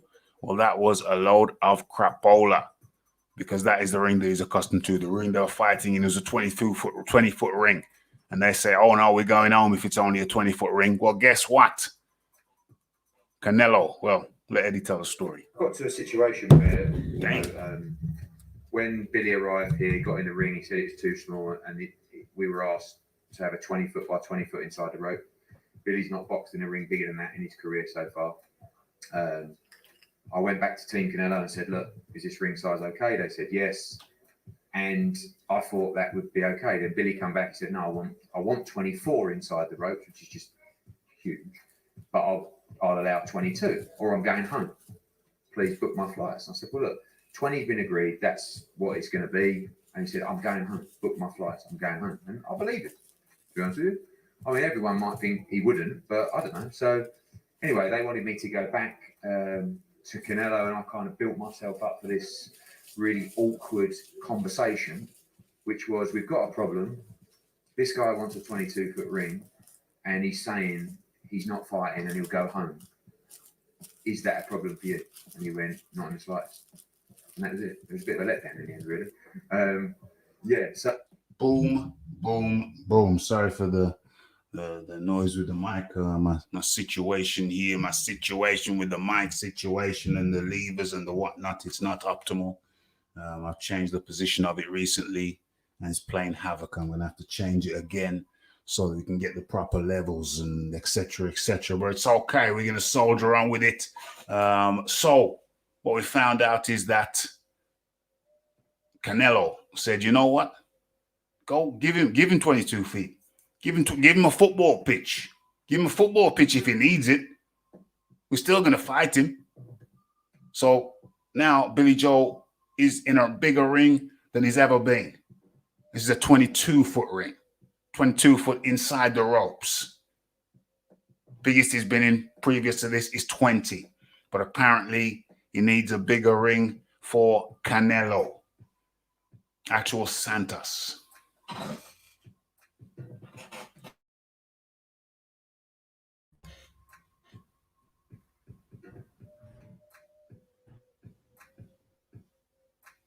Fight, doctor. Well, this favors Saunders. What? This favors Saunders. Okay, carry on. So, like I said, it's been well documented that Alvarez does not do too well against southpaws, and Saunders will be the biggest, strongest southpaw that Alvarez has faced to date. And I don't think this bodes well for Alvarez. So I've heard a rumor that he's having knee problems. And I think it's no secret that he has slow feet. And, Saunders is reasonably elusive on top of being a southpaw. So Alvarez is going to have to go. He's going to have to hunt him down. So he's going to have to chase after Saunders. Saunders. Time. Carry on. You hear me? No, actual facts. Go ahead. I'm listening. Yeah, but no, hold on. Finish what you were saying. Fight, doctor, please. And then Santos. So this doesn't bode well for Alvarez. He's going to have to chase after Saunders.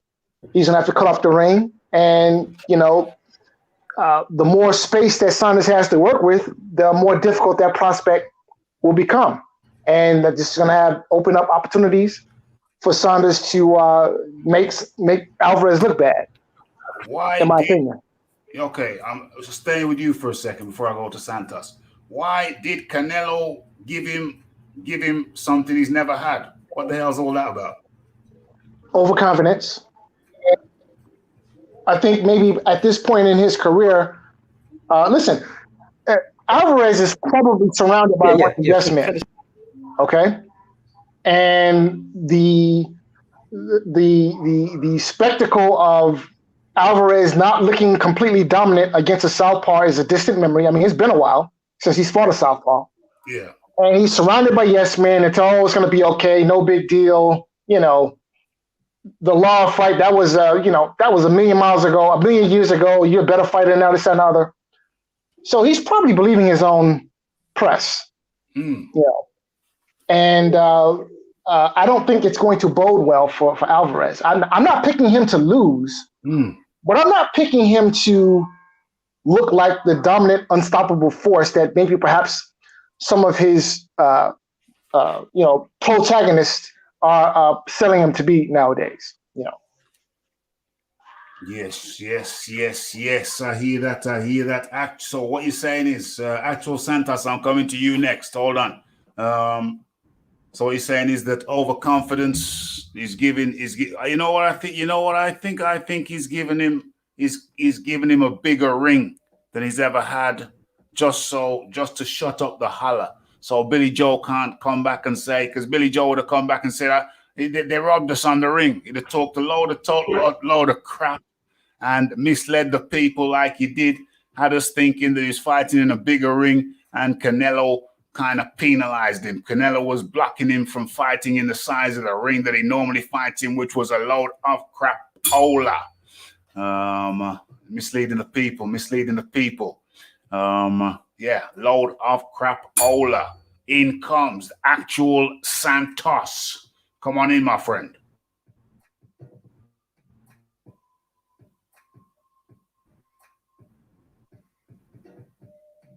Okay, no joy. Okay, so what we're doing, we're moving on. Us crack-a-lacking. So that's how we got to this stage. That's how we got to this position where the fight was back on. Billy Joe Saunders has received a concession from Canelo Alvarez. And it's giving him a bigger ring than he's ever had. So, quick question. Yeah. Wasn't there some type of scuffle about the judges? No. Was there? No. I thought somebody from Team Saunders made some type of complaint about who the judging was for this fight. Now you mention it, I do kind of vaguely recall some kind of question marks being raised. But now his latest is, I've heard him out of his own mouth, the latest is that he's very happy with the judges. I don't know what changed, but he's very happy. He's been talking a lot of crapola. Because all of a sudden, he did come out with that nonsense that you just said. But recently, I've heard him say that he's very happy with the judges. Eddie Hearn came down. He said Eddie Hearn landed yesterday, last night, whatever. And they sat down and they had a talk. And now apparently everything is peachy. Okay, come on in, Santos. Oh, he's gone. Okay, all right. Where are we? Yeah, so all of a sudden everything's peachy. So seems like before they were just talking pure nonsense. Not looking too good for Saunders, wearing shades. Wow. He's Miami Vice style. He's doing Miami Vice style.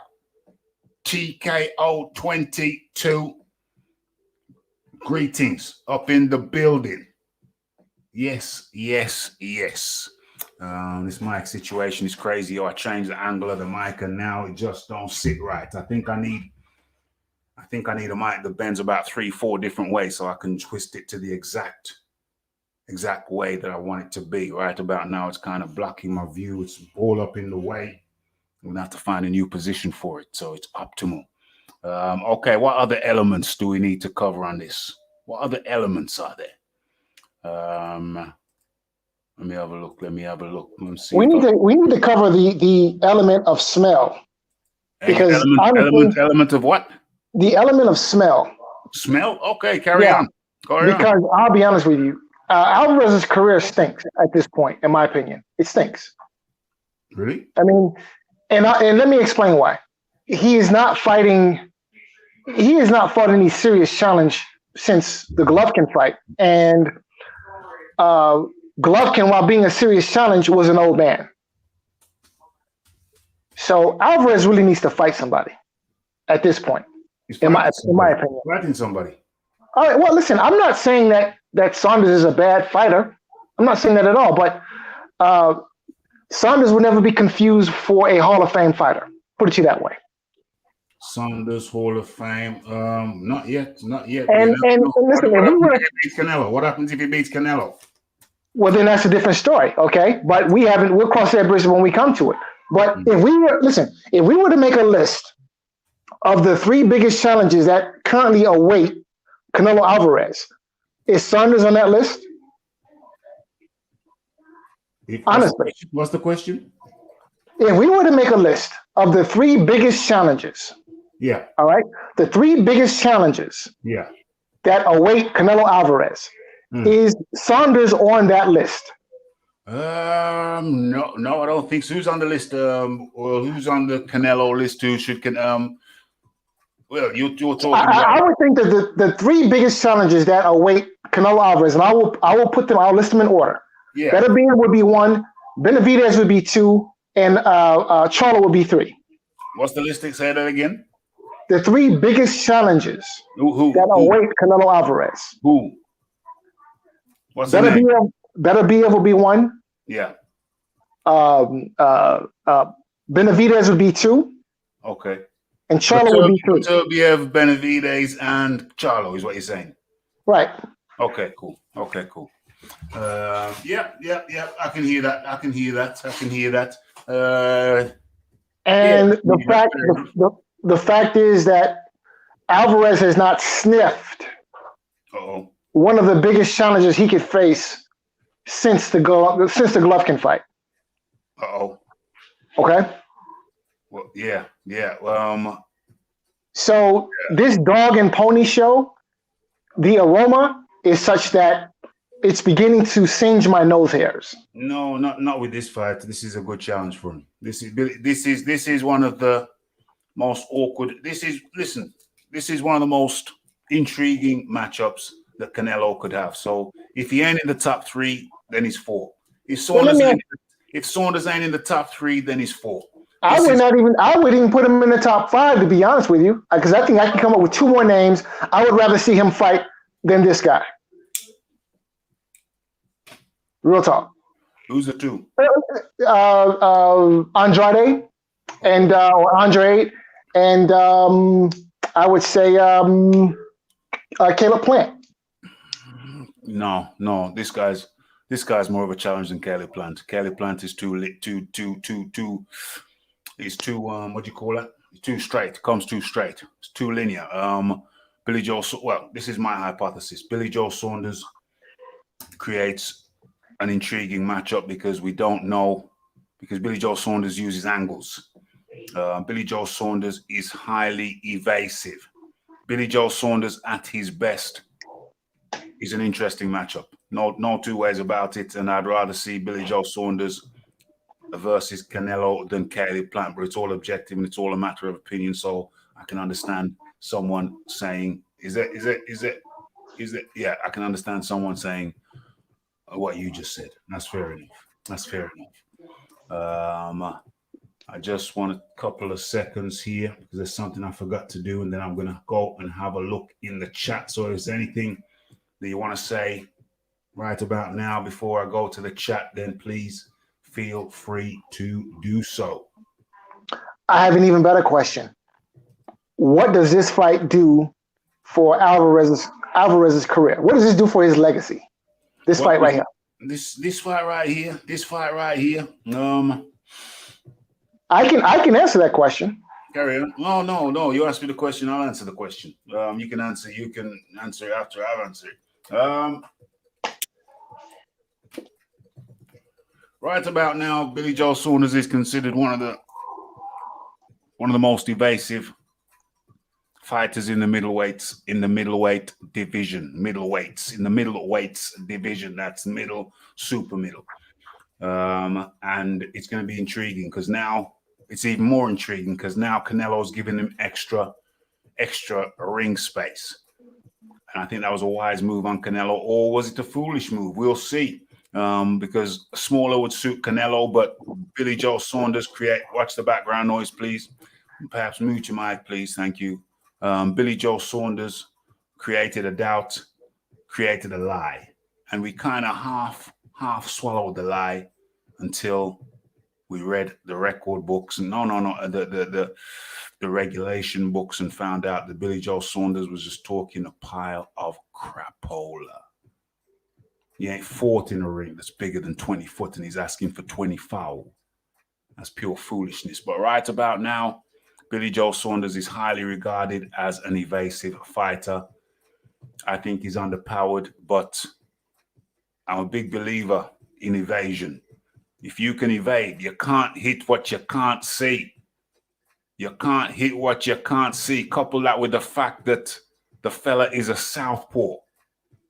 And couple that with the fact that he's now fighting in a bigger ring than he's ever fought before. And I put it to you that what Billy Joe Saunders brings is the X factor. We don't quite know if he's going to live up to some kind of potential. He's an ex-Olympian. Billy Joe Saunders brings an X factor because of his movement. We just don't know how well he's going to move. But if he moves to his optimal ability, then he can make it, at the very least, an interesting encounter. And we're all looking forward to it. Smash that like button, hit that subscribe button, hit that share button. We're all looking forward to it. It's the X factor. It's the X factor that Billy Joe Saunders brings. All right. Can you guys hear me now? I can hear you now, Santos. All right. Yeah. Well, I wanted to say, man, I got to disagree with the good doctor here, man. I think, Billy Joe Saunders is, he's making it seem like Billy Joe is just a walk in the park. You know what I mean? Like he's going to be a cakewalk, right? Ain't going to be no cakewalk. And I don't think that's the case, right? Now, is the 24-foot ring questionable? Yes. Do I think Billy Joe's going to kind of run? Yes, if and when Canelo gets to the body on Billy Joe, because we all know, Billy Joe likes to pack on a couple of pounds between fights. Okay, yeah, he's looking good, but he's not consistently looking good all year round, right? We've seen Billy Joe balloon up in weight and get a little, beer belly here and there, a little bit too much boar meat with his buddy. And you get a little heavy set, you know what I mean? A little fat, little chubby boys there. And I think in this fight, Chub Rock. Speculation aside, with all the knee stuff and everything, I mean, yes, does Canelo have slow feet? Yeah, nobody said he was the swiftest out there, but thing is, Billy Joe knows that this is a fight where he needs to perform, he needs to show, he needs to prove, and nobody came there. Almost 70,000 fans came there to watch him run around the ring all day like a chicken, right? So I think it's going to be a matter of time that Canelo wears him down. Saunders doesn't have the same legs that he did before. Okay, he went life and death with an Argentinian guy, right? The Argentinian guy was catching him, and that Argentinian guy was no faster than Canelo. Okay, yeah, he didn't have the same skills or anything, or the bending of the hips and everything like that, but he was still catching Saunders, and he was kind of cutting off the ring off Saunders, and Canelo is a lot better than he was before. I think Canelo's gonna find Saunders to the bodies and try to cut off the ring. And if he doesn't, he's in big trouble. And that's the key. If Canelo can cut off that ring, and get to Billy Joe Saunders' body and slow him down, slow his feet down. Once those feet slow down, we all have seen Billy Joe kind of somewhat capitulate somewhat here and there, right? He doesn't like, nobody likes it to the body, right? Nobody likes it to the body. That's right. But especially, Billy Joe, that's why he doesn't really try to get hit there too often. That's why he's always out of there. So, I mean, we're going to have to see. But, I mean, to mention a Charlo or a big one, Charlo has fought absolutely no one, right? Okay? David Benavidez, I mean, yeah, he's a really good opponent, but we already see that Canelo said he's not going to fight. I mean, it's a year as a champion. Canelo fan here, okay? I've criticized Canelo Alvarez plenty of times, all right? Plenty of times, and I've criticized Billy Joe plenty of times, all right? I actually hate Billy Joe. Well, not hate him, that's a strong word, but I dislike Billy Joe. Let's put it like that. I dislike Billy Joe, let's be honest. A lot of, let's be honest. Yeah, nobody really likes Billy Joe. And I don't like Canelo for that matter too either, because he's sort of a diva. But as far as him putting on shows, as far as him getting the competition, getting in there, defending the belts, he's got some names there, and he's defending. He's putting on more fights than any other champion out there so far. So I gotta commend them for that. Now, when he beats Billy Joe, where does that put him? I think it somewhat improves his resume, of course, right? Because Billy Joe is an undefeated fighter, okay, and he's a top notch, across the pond champion, okay. Yes, has he thrown some lackluster performance in there? Yeah, but I mean, who hasn't? You know what I mean? But every dog has his day, and I think in this case, I'm gonna have to go with Canelo for a win in a late round stoppage, and I think Billy Joe is gonna get to him. I think Billy Joe might tap out in the later rounds. Who knows? But I think Canelo gets to him, and you never know. He might knock out Billy Joe. You know what I mean? I'm just saying, just don't be surprised if Canelo knocks out Billy Joe, and or Billy Joe somehow figures out a way to quit or gets an out of the fight as far as in the late rounds or something, Yeah. that he doesn't continue, maybe the towel gets thrown in or something, or he doesn't he retires on his seat saying, no mas or whatever. Who knows? But I'm just going for a knockout, late rounds knockout, Canelo, because nobody's really picking. It's going to be a huge decision. Okay, Santos, we got what you said. You started breaking up, but we got the gist of what you said. Yes. Say, can I add something to that real quick? Of course.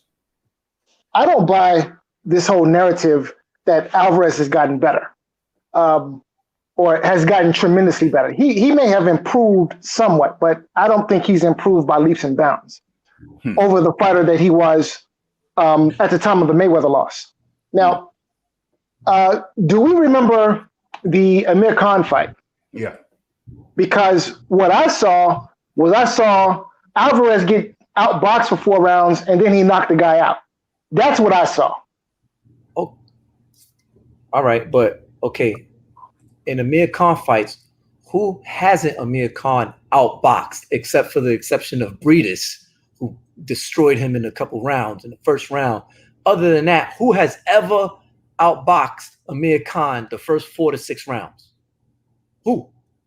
Other than maybe Crawford recently, right? And that was the last fight he had. Yeah. And Buck Crawford got him out of there. And Buck Crawford outboxed him. Other than Buck Crawford, who has ever outboxed Amir Khan the first 4 to 6 rounds? Last time I checked, no one. I can't remember who. I can't remember who. Okay, well then, all right. So then, listen, I give you that. But all right, let's just set that. All right, given that, where's this evidence for Alvarez having improved? I mean, since the Golovkin fight, and both Golovkin fights were close. First one could have gone either way. Second one was close. I thought close, but clear for Alvarez, but close nonetheless. I thought the first one was for Golovkin, and the second one's whatever. I don't know. But the first one was for Golovkin. I think everybody agrees that Canelo did better in the second one. Is that true? No question. Yeah, I mean, the first fight, the first time I scored it live, when I was watching the fight, it was 8-4 for Golovkin, and then I rescored the fight, and I've had it 7-5 for Golovkin. And then the second fight, I scored it a draw, and then I rescored it again, and I had it 7-5 for Canelo with the cleaner punching. There we go. So there is evidence of Canelo getting better. But carry on. Yeah. That's my question. Where is the evidence for Alvarez having gotten better? The evidence is in that he did better against Golovkin. Well, he did. In the second fight, so that indicates he's getting better. His skills are improving. I think his skills. I listen, and I agree that he's getting better. I don't think he's getting better by leaps and bounds, as some people would have you believe. I'm not saying he got better by leaps and bounds, and I don't think he needs to get better by leaps and bounds to beat Saunders. Well, listen. Well, we haven't seen him fight a southpaw since Erislandy Lara, and I thought Lara beat him. 6 years ago. So, and we haven't seen him against the southpaw since. Yeah, no. So we're gonna have to take his word for it that he's got better. Well, we'll see. I'll tell you what. If he has improved to the degree that some would have us believe, then we will know if that's true or not Saturday. Well, yeah, that's the point. The point is we don't know. We don't know. It's pure speculation, supposition right about now. We don't know for sure. Me personally, I'm comfortable that he's got better. Me personally, I'm comfortable that he's in a very professional setup. Me personally, I'm comfortable that he's been working on what was perceived to be a weakness. Anyone who wants to improve in their profession looks at at a certain point, they will look at their weaknesses and look to shore them up, look to get their weaknesses stronger. And so I'm comfortable that he's done that with southpaws. The truth will only be revealed come Sunday morning to us, Saturday night to you, Sunday morning to us. That's when the truth's going to be revealed, but that's not a problem because that only adds intrigue. There is a lot of intrigue around this fight because Billy Joe Saunders is respected when it comes to his evasive skills, and it's also expected, it's also perceived that Billy Joe Saunders fights to his opponent's level. So there is an intrigue into how will Billy Joe Saunders look against the highest level of opponent that there potentially is out there for him. And if that's the case, if it is the case that he fights to the level of his opponent, then we may be in for an absolute treat.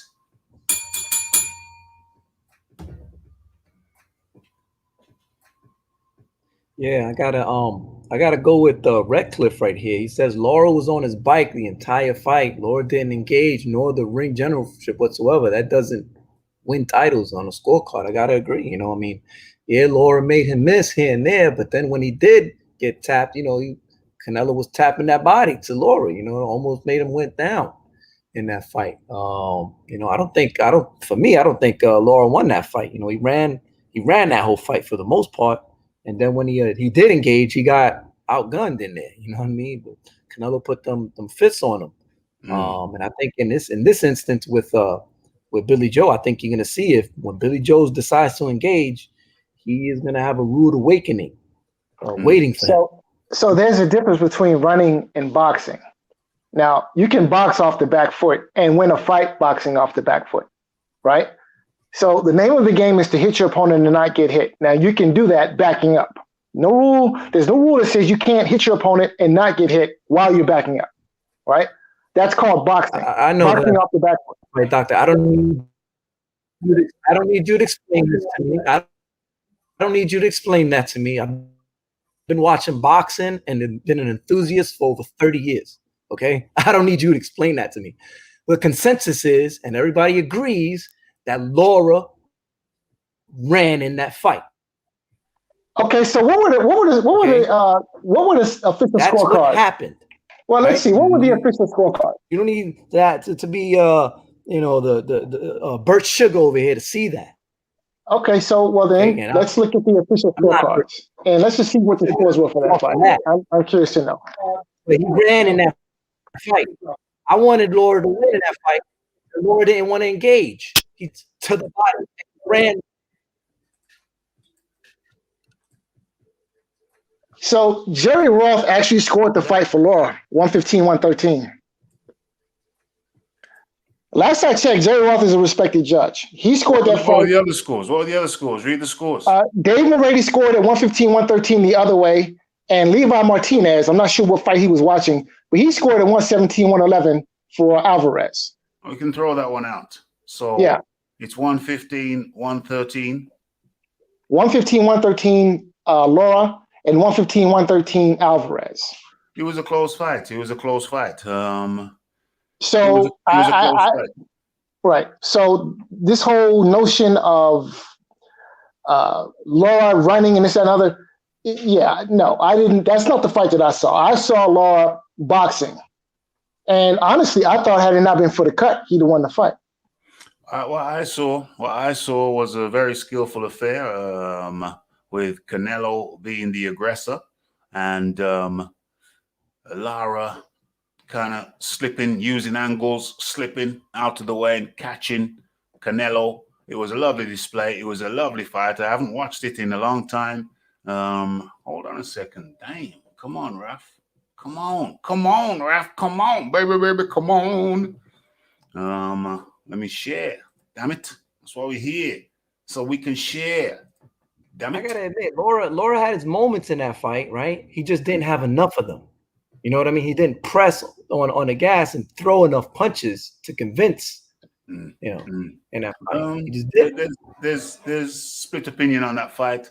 There's split opinion on that fight. My opinion is that I wonder if I'm going to get in trouble for this. Let me put it in a smaller thing. My opinion is that Canelo was the aggressor, and Lara, he was the one just picking off and changing the angles. I think it was a beautiful display by Lara, and I wouldn't have been mad if he won it.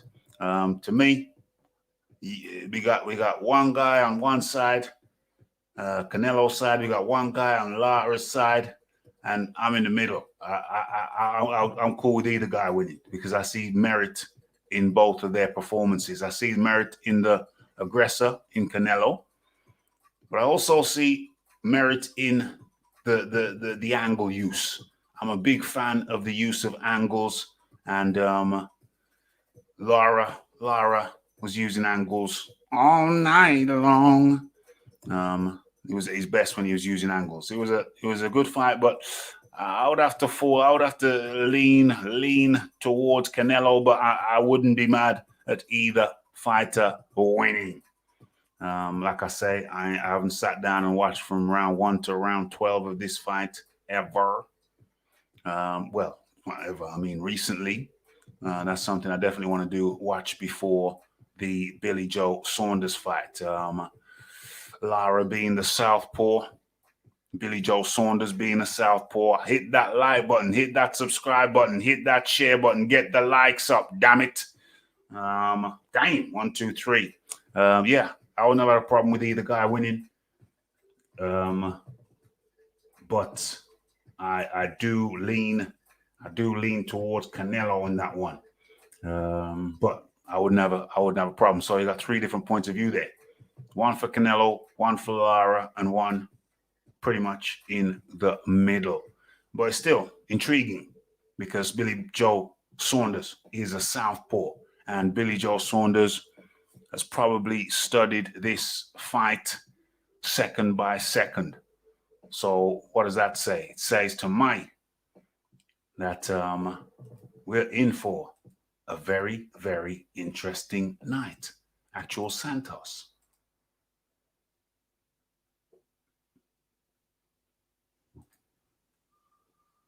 Okay, Santos got problems with his connection. I'm just trying to think. Yeah, oh, done. Yeah, appreciate that. Yeah, everybody hit that like button. It's free of charge. Hit that Yeah, you know, subscribe button. It's free of initially charge. can you hear me? Yeah, I can hear you now. I can hear you now. Yeah. Can you hear me now? Yeah. All right. So initially, when I first watched the fight, I had it a draw, right? I had a draw, and then watching it, I kind of sided with Canelo in that one because he brought the action there. You know, he's making them move around, you know, more often than he should have. Yeah. When Laura just could have engaged a little bit more, made Canelo miss in the inside and threw more, but that didn't happen. He just kept moving around, kept swirling around, bicycling around. When he should have been engaging more. This is not the amateurs, right? And this is what the problem with Laura is. He has that very Cuban amateur style, and a lot of people don't like that. Yeah, it stinks up the joint. You know what I mean? So people don't want to see an amateur fighter in there doing amateurish movements, and they want to see a fight, right? The people came there, paid good money to see a damn fight, to see some action, not someone that keeps on moving around and just pussyfooting around and my bad, but just keeps lollygagging in there and not throw punches. If he threw more punches, I probably would have gave him the fight, but he just didn't. He's just styling on them. He's just looking, giving them looks. He got him there, here and there, but he didn't do enough of that. You're doing enough of that. Why are you letting up right there? You're doing one and two combinations. No, throw 1, 2, 3, 4, 5. A 5-punch combination. You don't see that. Yeah. You could have caught him right there. He caught him with one pot shot. He could have caught him with another follow-up hook. And in that example, he caught Canelo. He was still looking down after he hit him. You could have followed that up. No, instead, he pot shots him. He looks at his work, and then he backs up. Yeah. I hear you. You gotta get in there. You gotta put them together. Put combinations together. It's not gonna take just 1 or 2 shots to get Canelo out of there. It takes combination punching through and through, and in the combination punching, there's gonna be an exchange. Yeah. Whether you get hit in that exchange, that's what's going to matter. Yeah. And how you take that hit. Right? Yeah. And I think that's going to be the key for Saunders. If he just goes in there like a Laura and he does the things what Laura did like that, he's going to get outpointed. He's going to lose the fight. If Saunders doesn't go in there, make him miss, and stay in there in that housing in that wheel well and really go turn it up in there. Yeah. And just get 1 and 2 pot shots and then move away. That's not going to win you the fight. Yeah. It's just not. Yeah. I don't care who you are. It's not going to win you the fight against the Canelo Alvarez. You got to get in there. You got to make a miss, and you got to you risk getting hit. Amir Khan, he was winning the fight, arguably, right? But like who said it? He was clearly. I think Thomas or TKO 282. Khan outboxed himself. He just threw too many of the same combinations in the same pattern. You can't do that because you figured out the pattern and made a miss, and caught. Yes. But I digress. Good strong argument. I still maintain that you can win a fight on being evasive and punching enough. The question is, did Lara punch enough? I have to say I did enjoy the fight very much. I'm in the middle. I'm in the middle. I could have seen. I wouldn't have argued with it going either way. You had Canelo the aggressor. You had Canelo the aggressor and Lara the mover. I did enjoy Lara. But I did enjoy the You fight. know, in these clips, you see Lara is catching Canelo with some good 1-2s. Okay, you caught him good 1-2s. His whole body is open. Go to the body. He just didn't want to step into his range, in the body. Want to take the risk range where Canelo can return fire, possibly.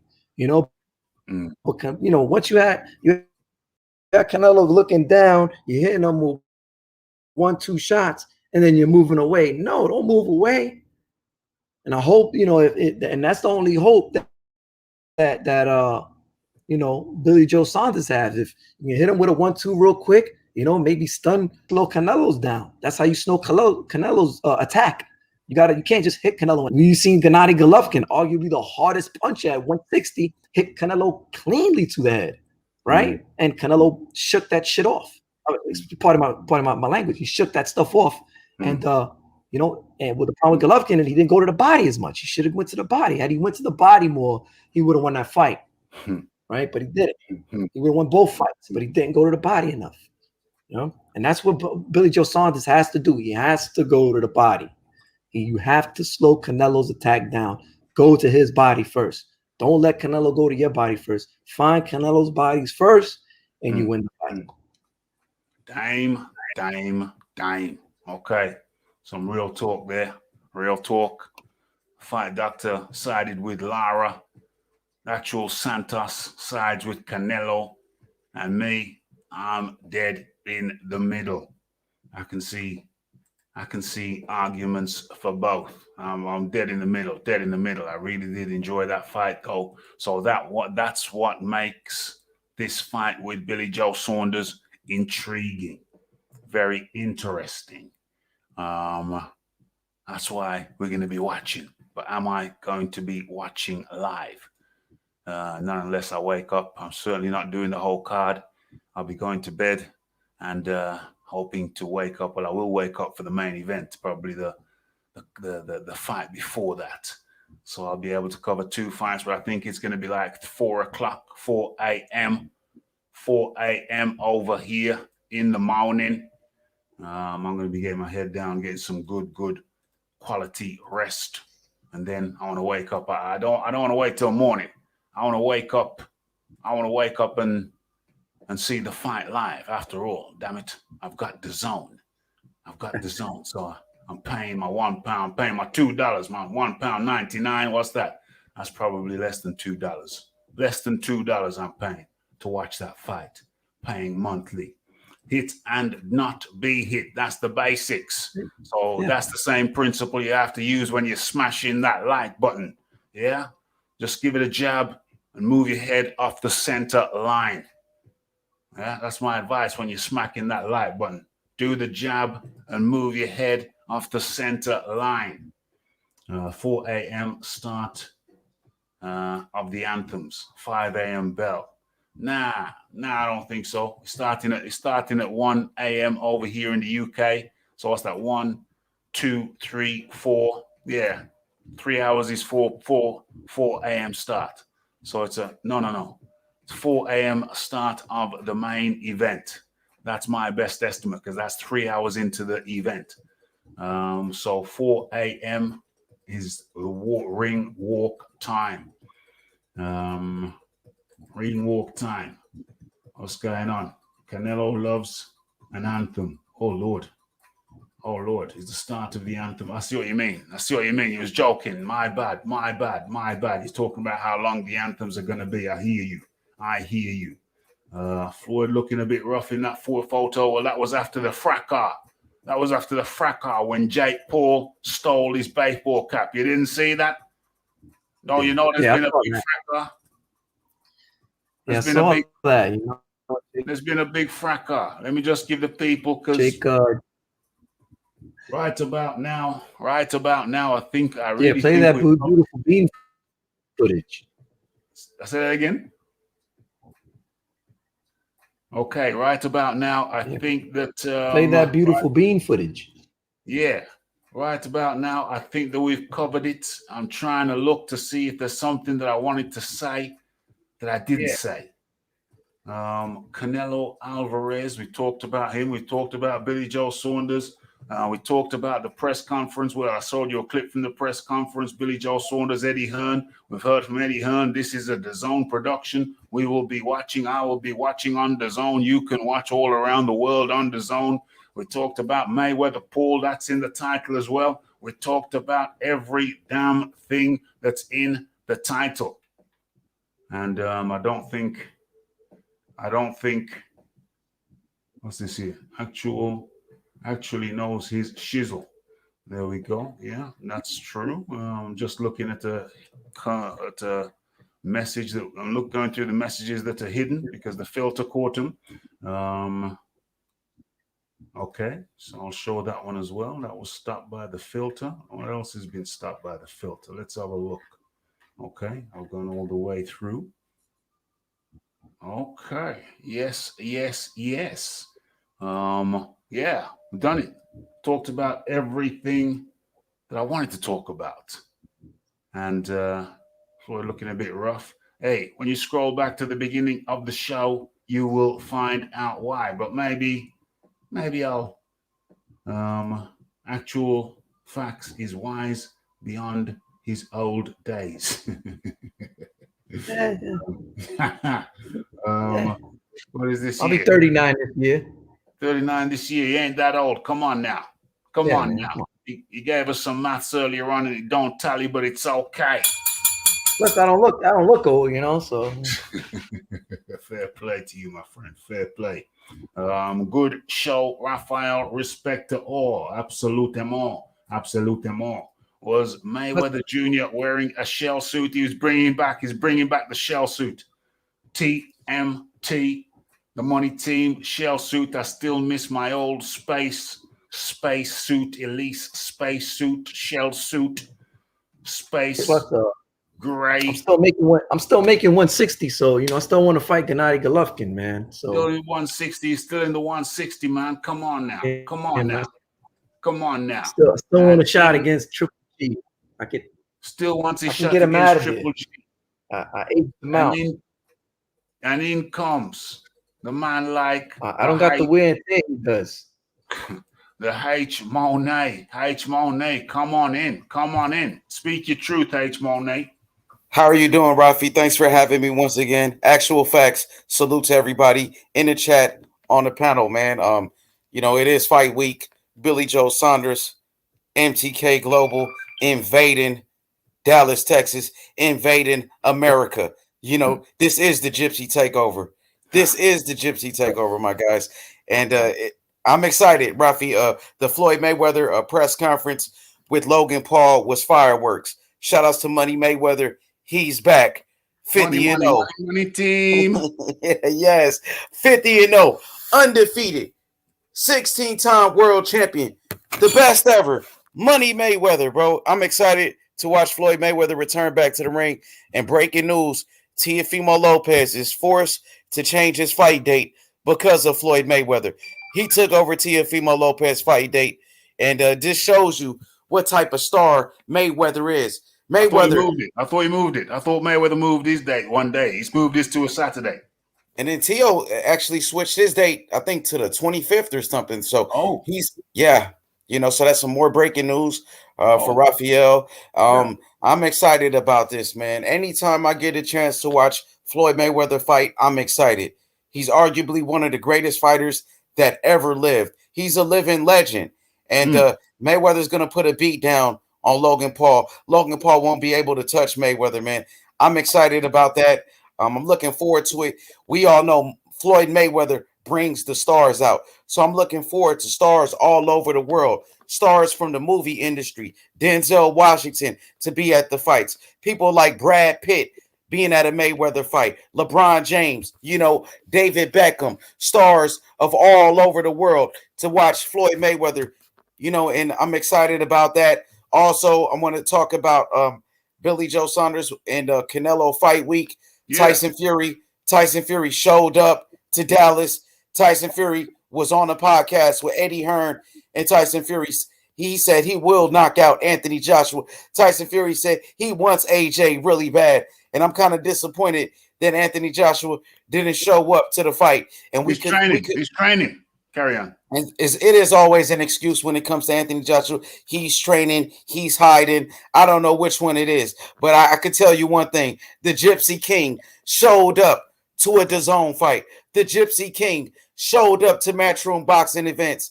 And the Gypsy King is the talk of the town. He's the one that's talking. He's the one that's doing the interviews, and he's been backing it up. He talks a game. He talks a great game, and Tyson Fury backs it up like the great champions Muhammad Ali and Floyd Mayweather. You know, I'm excited though, man. And I don't know if you watched the podcast with Eddie Hearn and Tyson Fury, but man, I was excited to watch it, man. I'm excited. Hey, Rafi, Tyson Fury is bringing excitement to the sport of boxing. You know, and he's the one promoting the fight with Eddie Hearn, making it bigger and bigger. I wish Anthony Joshua will do the same. You know, Anthony Joshua was the one who brought the excitement back to boxing, not Tyson Fury. Actually, it was Tyson Fury when he saved us. He retired. Actually, it was Tyson Fury when he saved us from Vladimir Klitschko. You know, when he beat Vladimir Klitschko and he won every round and dominated. When Klitschko was a champion for 11 years and undefeated, it was the Gypsy King to stop him. You know, and I just appreciate you, Rafi. This was exciting, though, man. This is excitement what Mayweather's doing. You know, man, it's just bringing more attention to the sport of boxing. Everybody's talking about Mayweather and Logan Paul. It kind of took away from the Billy Joe Saunders Canelo festivities, because we know they just did a press conference today, but everybody's talking about Mayweather versus Logan Paul instead of Canelo and Billy Joe. What do you think about that? Go ahead. There's going to be 70,000 people. There's going to be 70,000 people in the live attendance at the what's the name of the stadium in Texas? Whatever it's called. I think it's the AT&T Stadium. I think Dallas Cowboy Stadium. The Cowboy Stadium, yeah. The Cowboy Stadium. There's going to be 70,000 people. Texas is going to be dancing. Theoretically, they're going to be dancing on Saturday night, Sunday morning over here. So we gonna see real boxing fans. You know what real boxing fans, which one real boxing fans are going to be watching? They're going to be watching while you're watching. They're going to be watching Canelo Alvarez and Billy Joe Saunders. And also, don't forget, H Money, don't forget that there's been a gypsy spell has been. I heard about that. Don't underestimate the gypsy spell, but the actual Santos came out with a very good point, which is a good thing that he came on, because you know he knows about the Latin America, and he said that the Santa Maria will X out the gypsy spell. So it's a question of spells now. Will the gypsy spell be stronger than the Santa Maria spell, anti spell, to cancel out the gypsy spell? So you know we've got that element as well. That's another element of the fight, the supernatural element. Which country has the better supernatural element? Is it the gypsies or is it the Latinos? The Latinos. You know, Money, will Devin Haney give me another shot at the title?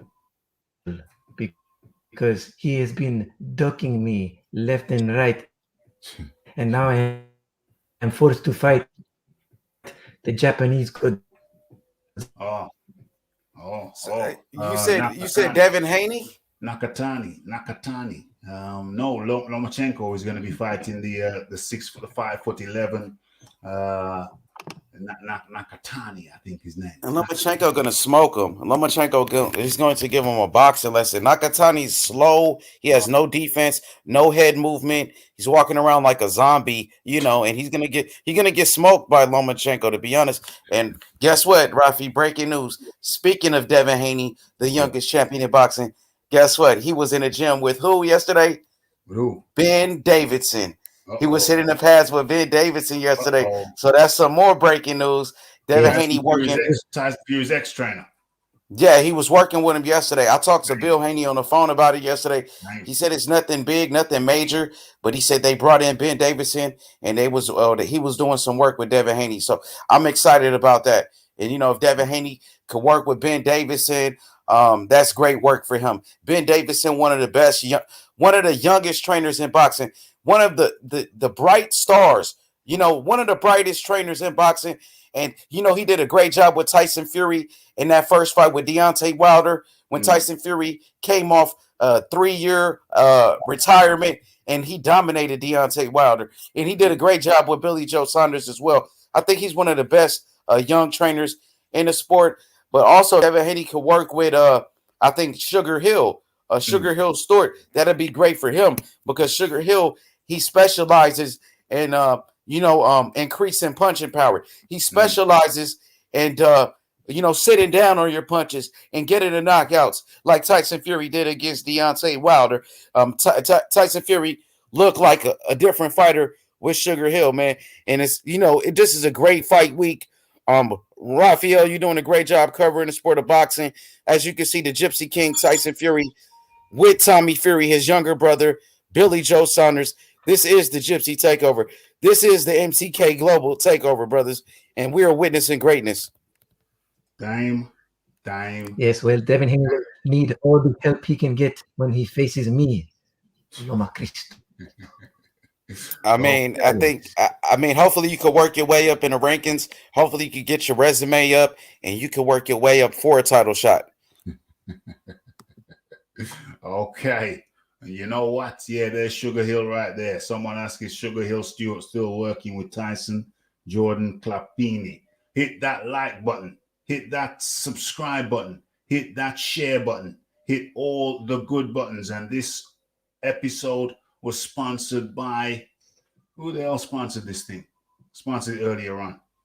I can't go out without acknowledging the sponsor of the show. And you all know how to sponsor the show. It is by simply hitting that super chat button right by where you are typing. And what am I looking for? I was looking for something. Where's the logic? Oh, yeah, I get it. I'm trying to find out who is the sponsor of the show. So I'm going to have to go backstage. Hold on. Yo, Ralph. I'm sorry. I just saw something. Where is it? Damn it. I had to go back. I went past it.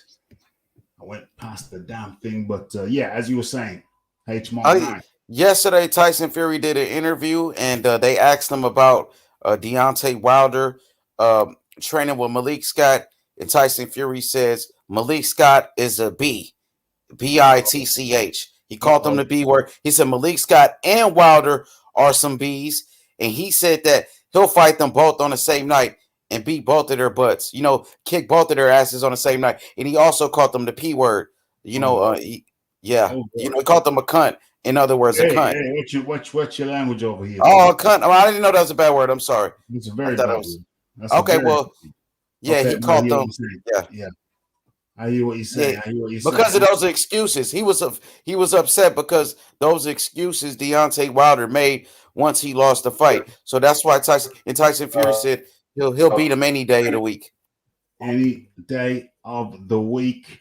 What the hell is this? Baby ejected from car crash off a bridge is saved. Okay, that's something else. I'll have a look at that later. It's crazy. Okay, so I think we've done. And the thing I was looking for, everybody mute your mics. Sound quality is very important. The thing I was looking for, I have found. And I just subscribed because AJ has a shot here. AJ has a shot here. A shot? Okay.